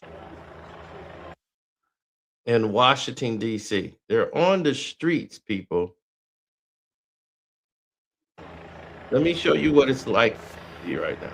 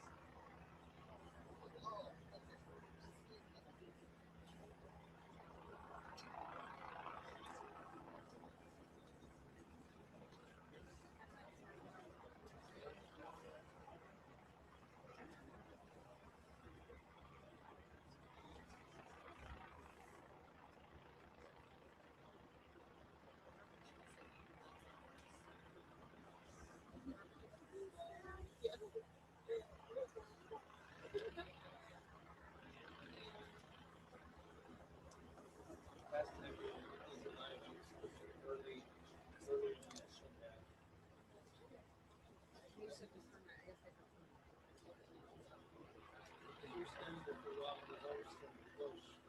So I'll just wait a little bit longer. Good look, crazy guy. And then there's Lizzie was in the shot, so that's all I'm saying.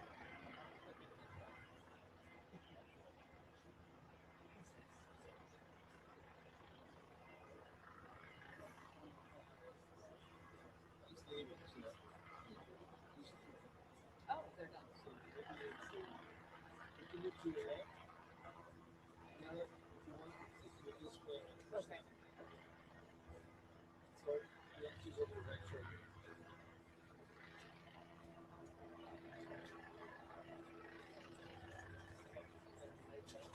That's the left. You yelled at the rest of it. Why? I'm going to slide this over this way. If you know about it,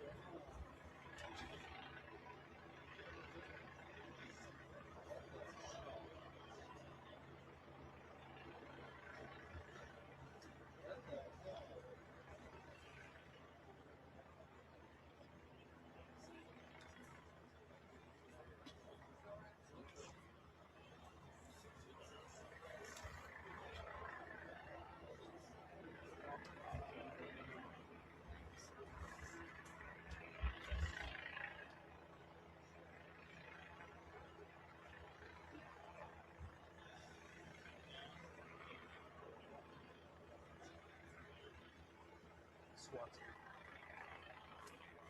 SWAT team. SWAT team.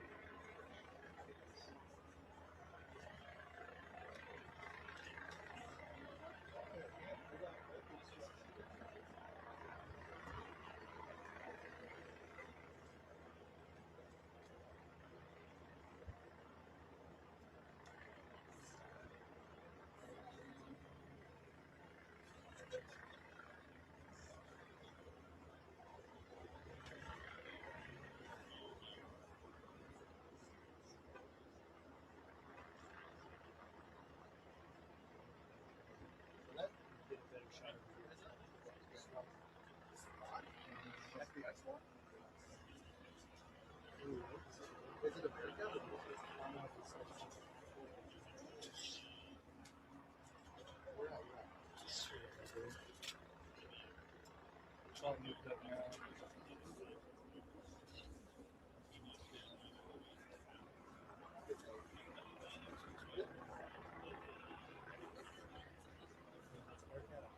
I can't tell. Oh yeah, that's where. Yeah, it's up. Just it's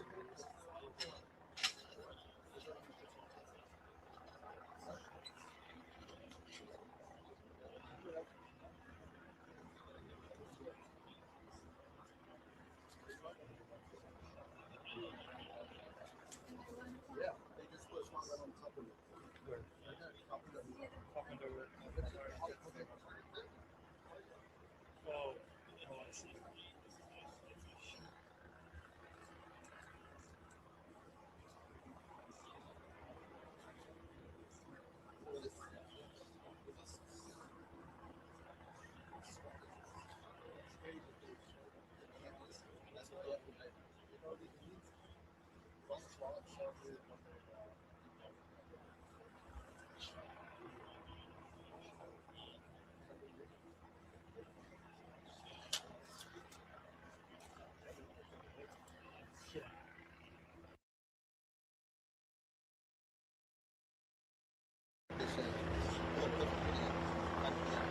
There you go.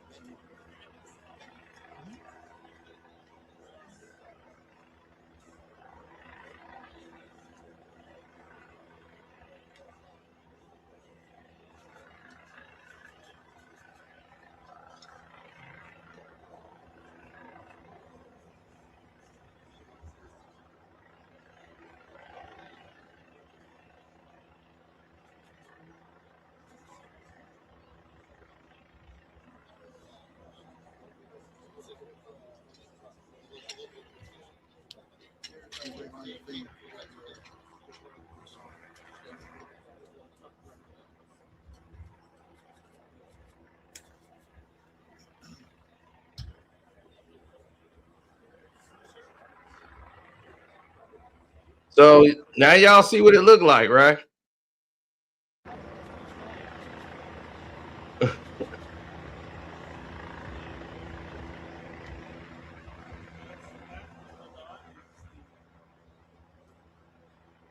Live on the street.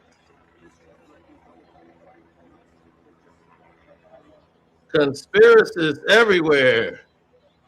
No, I'm a common sense man. When something doesn't make common sense, like I said, I'm not somebody who goes along with conformity. When things don't make sense, I have to ask questions. Like when you're telling me a 747 ran into the Twin Towers, then that's questioning my intelligence. That's telling me that science and reality and fiction are two entirely different things. When you look at the film, you can look and tell that is not a 747 going into the building. Clearly, that is a much smaller plane. The wingspan on a 747, Dr. Manhattan, you mean to tell me you believe a 747 airplane went into the Twin Towers? Is that what you're telling me?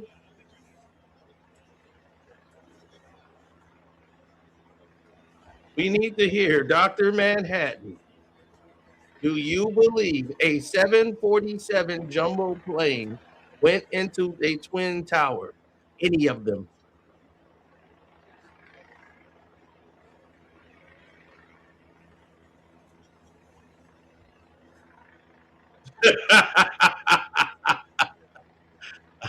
I thought not. The wingspan on a 747 is too far, too long for the diameter of the building. It would have to go in on such a slant that entry would be way larger. Plus, the flames of jet fuel would not be hot enough to melt the steel of a building. I repeat, it would not be hot enough to bring down an entire building. And the building does not fall east, west, north, or south. Well, it fell straight down, so I guess it went straight south. So that insults my common sense. A lot of factors don't make sense. You have to start asking questions. When two buildings fall down the exact same way, straight down, that's a demolition.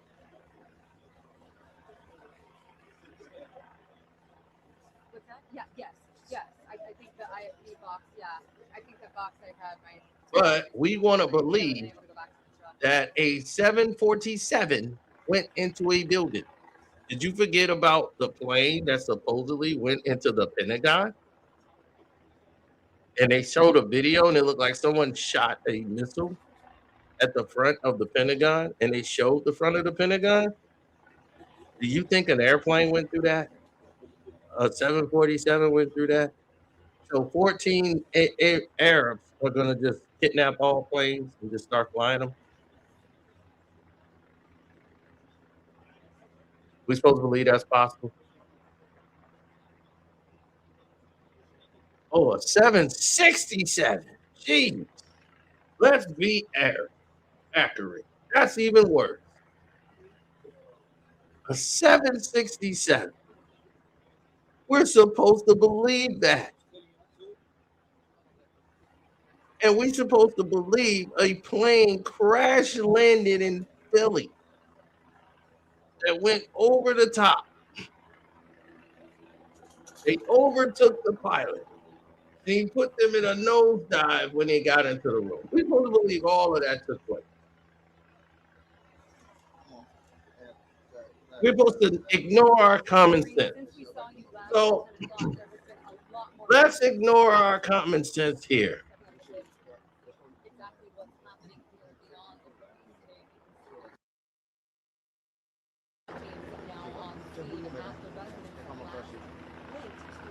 Let's ignore our common sense here. All right, let me take that annoying sound out of the way. Let's get to the common sense level here. We need to do that.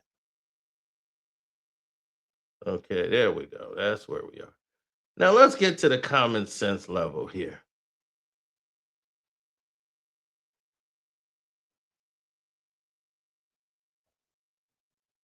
Now,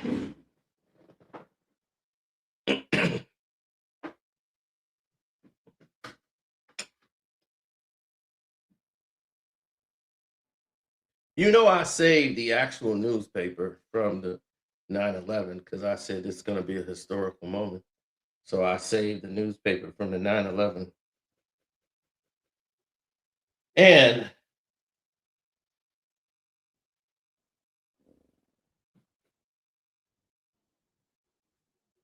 to get to the whole meat of the story, let's get to this story. So, you believe a black man drove from California with a whole car full of guns and a bulletproof vest, decide to come into and get a room in a hotel that's a 5-star hotel where the president of the United States is going to have a luncheon. And the Secret Service, me knowing how the Secret Service worked directly, our family's in the military. My father had to work when the president was coming to land on our base. And I told you the structure and the measures that the Secret Service go for security. Everybody is accounted for. They have a list of how many people should be in the room, how many people should be in the building, everything on their background is checked. Their family members, what they family do, who they related to. All of that is accounted for before the president even comes near there. That's Secret Service. That's how it works. There can't be another person or one extra person or that person is sick today. They ain't not there. If there's any changes,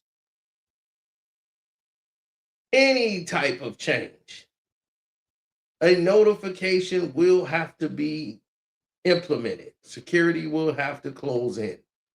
So you're telling me that they have downgraded so much with Secret Service that actually happens? My dad had the list. He knew everything the Secret Service did because they had to do it to him.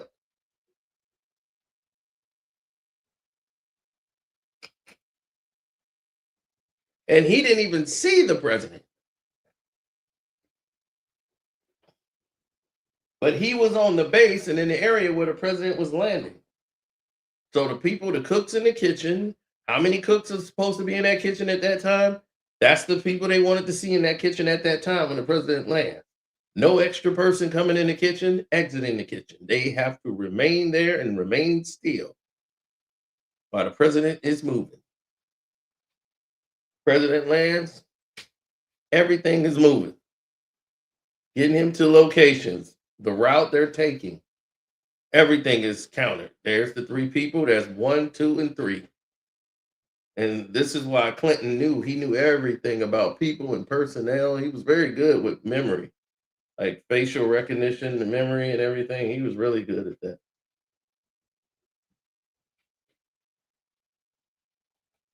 The Secret Service is like the best of the best, sir, in security.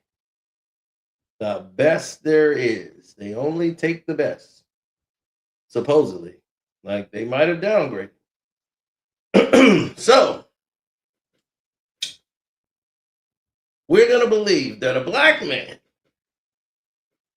is going to stay at a 5-star hotel and they're not going to be checking out the black man who's going to be here staying at the hotel at an event where the president of the United States is going to be.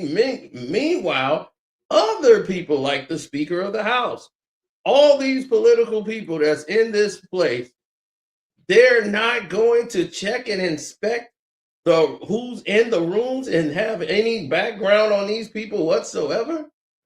And then this guy all of a sudden runs past 6 to 7 Secret Service agents with a jacket. He just boots past the checkpoint.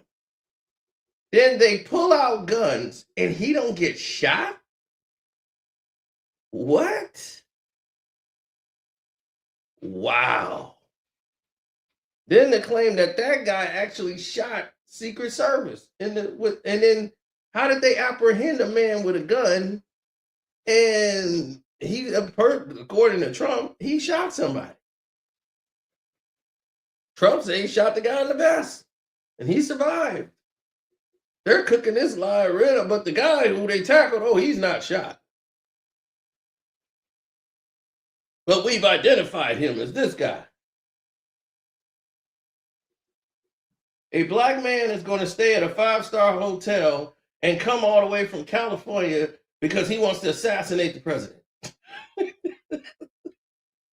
Do you, Dr. Manhattan? Okay, well, you probably believe that, Iron Man and Thor, Thor is really up there with Odin and he's out there swinging hammers, protecting the United States of America and the world.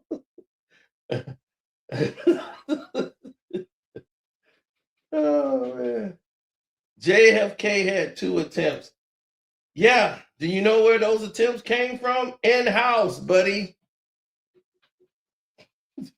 JFK had 2 attempts. You want to know why? All these hits were coming from in-house. Reagan got hit. Remember that? In-house.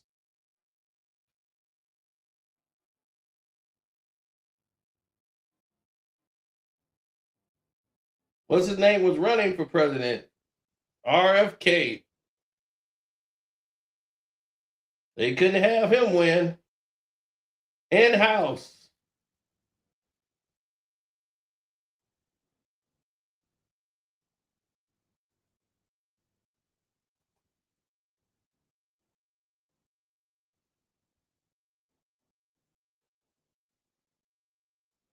The Secret Service guy shot himself taking his gun, taking out his gun. Look at the top tape and focus on the guy in the middle.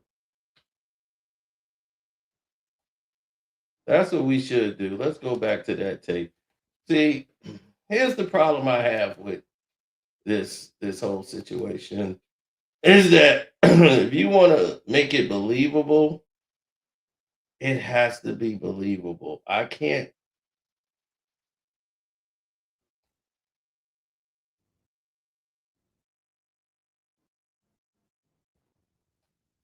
Well, they're outside his name is Cole Thomas Allen from Torrance, California.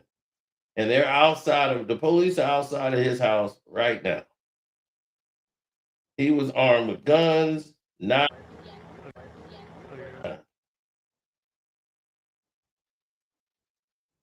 So that footage you were looking at, that's him. That's the people the cops right outside his house, live. They were posted up.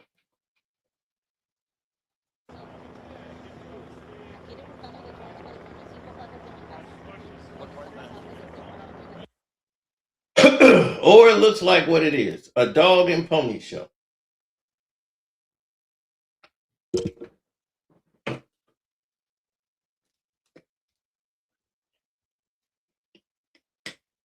Now, if the Secret Service right now is shooting themselves, Secret Service is definitely not trained. And has downgraded tremendously. There is no way that man would have made it down that hallway unshot by Secret Service.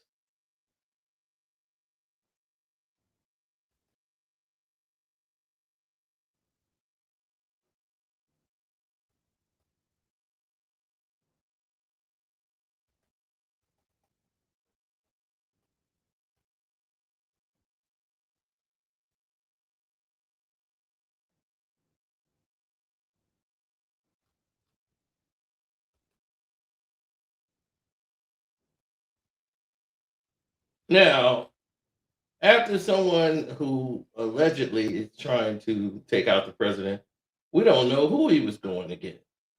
He could have been after the U.S. Senator or somebody. We don't know if he's after Trump, but everybody's saying, oh, he tried to get Trump.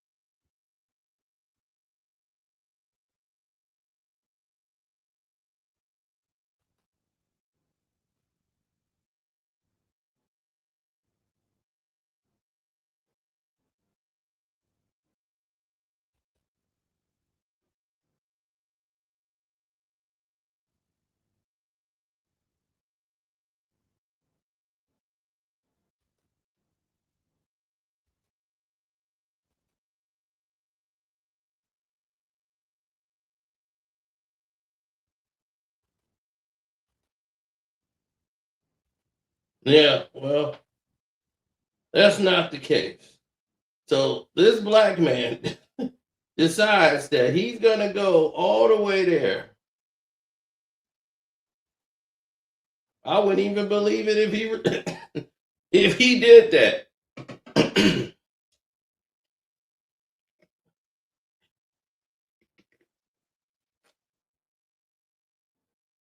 If they did take Trump out, he'd be back next week. I mean, Trump's back. I can't believe it. He came back from the dead. You know, I told God, let me go back. I really think the people need me down there, so he sent me back. I was clinically gone. They brought me back. I still have more work to do.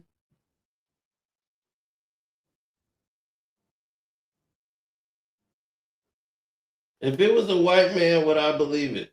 It depends. It would make more sense.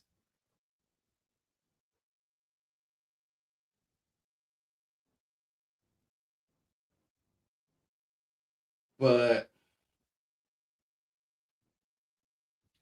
a black man from California is going to drive from California to Washington, D.C. to take Trump out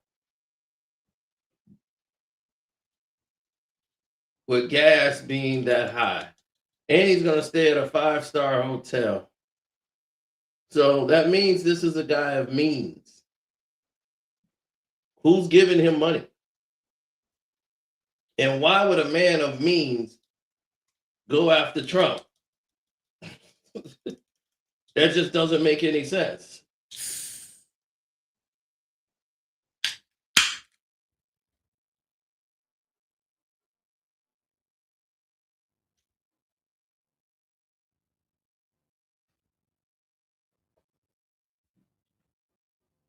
It means that I know better than to trust a lying government. If my government has been lying to me about the war, if my government has been lying to me about every single damn thing that's come around the pipe, why would I start believing the government now?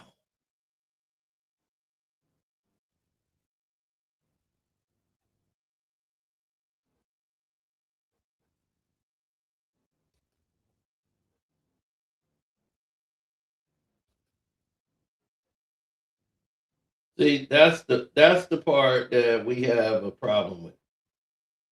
If someone's lying to me all the time, we know not to believe that person, right? Why do we start believing people now? When did we start doing that?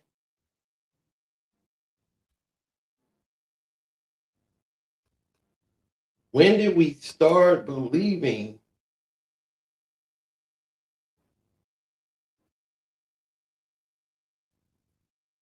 when did we start believing people that continuously lie to us? It's like, dude, you lying. We clearly see that you are lying.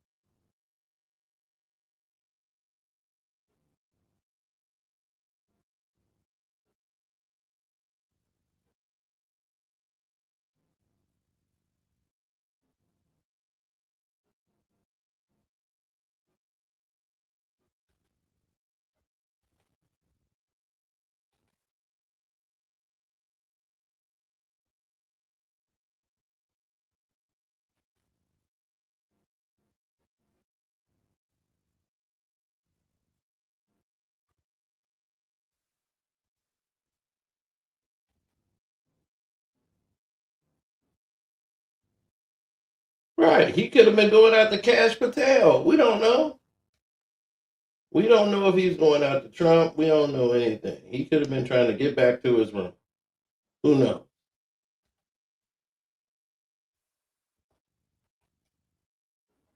Okay. So let's check this out.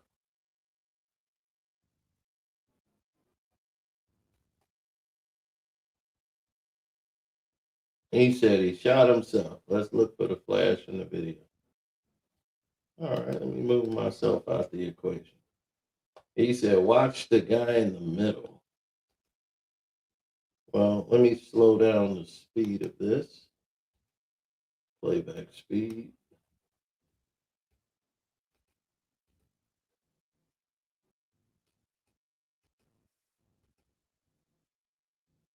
Oh, you talking about this guy here?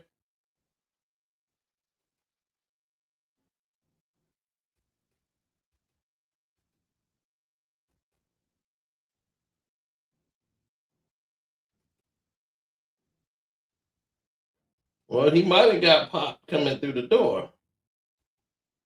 Well, let's see.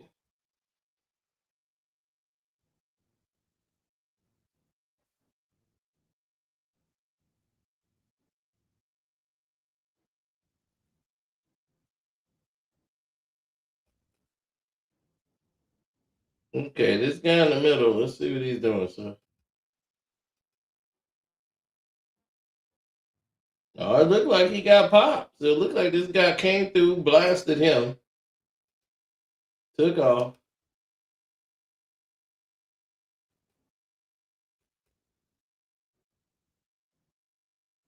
Now, there's two guys here with guns. Everybody's got guns out. This guy is not hit. They're able to apprehend him without any gunshots. He's not shot, no way, shape, or form. I just find this very hard to believe.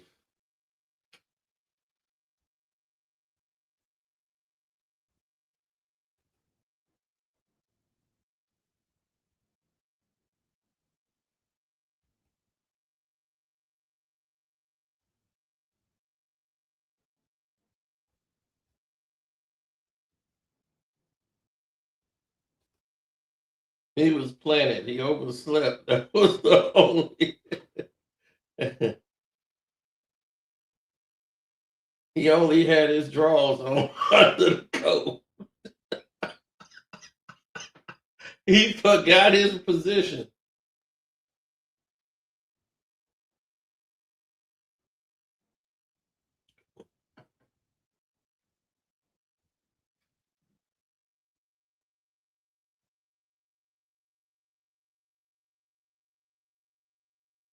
The Democrats paid him. Man, they should be getting their money back if they paying for this. What are they getting out of it? Why would the Democrats be doing this? Why would you pay somebody for a failed job? This is a poor executed plan.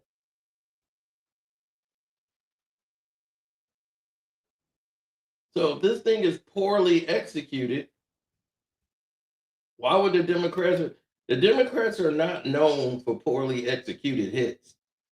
If it's a hit, buddy, believe me, they gonna get you. If they wanted Trump hit, he would be hit. These look like performances. Now Trump, I mean, his speech he told on himself. The dummy come out and start saying, well, now I guess we need to get that building for the ballroom. See, this is why I want the vote for the ballroom, so stuff like this doesn't happen. I want bulletproof, I want state of the art. So all of this is the lobby for a ballroom. Remember, this is supposed to be an attempt on his life. He's like, hey, we're continuing the party. We're going to just move the location. Yeah, let's continue the party. He's not even concerned. Like if somebody was trying to come for your life, he's sitting here still talking about redoing the party. The show must go on. I'm like, man, I wouldn't show up to nothing for Trump. That's like somebody in your hood you know about to get it. And he talking about hanging out. Come on, man, we don't hang out no more. I'll be, let me see about next week. Next week, man, next week.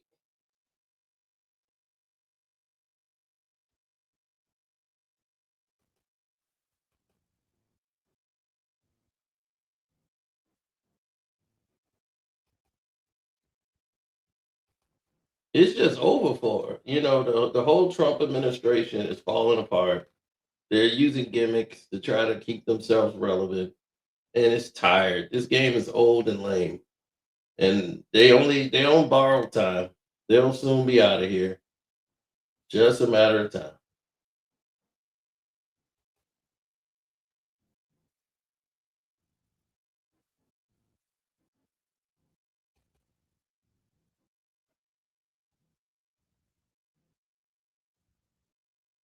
We all know that there's no way a black man is going to drive from California to DC as high as gas is, one. Go into there with all these guns and he going to get a room up in a 5-star hotel. That doesn't happen. So, and then he's going to just come down crazy and talking about he's going to wipe out the president of the United States. We don't even know Trump is the target. They just immediately went to Trump as the target. And the Democrats paid him. You know, they're doing anything they can to try to win these midterms. And it's not working, bro. Your approval rate is at an all-time low. This war in Iran has destroyed this country and you. So get ready, buddy. You're going to get impeached. No matter what stunt you try to pull next, you're getting impeached and you're getting out of here. I'm out.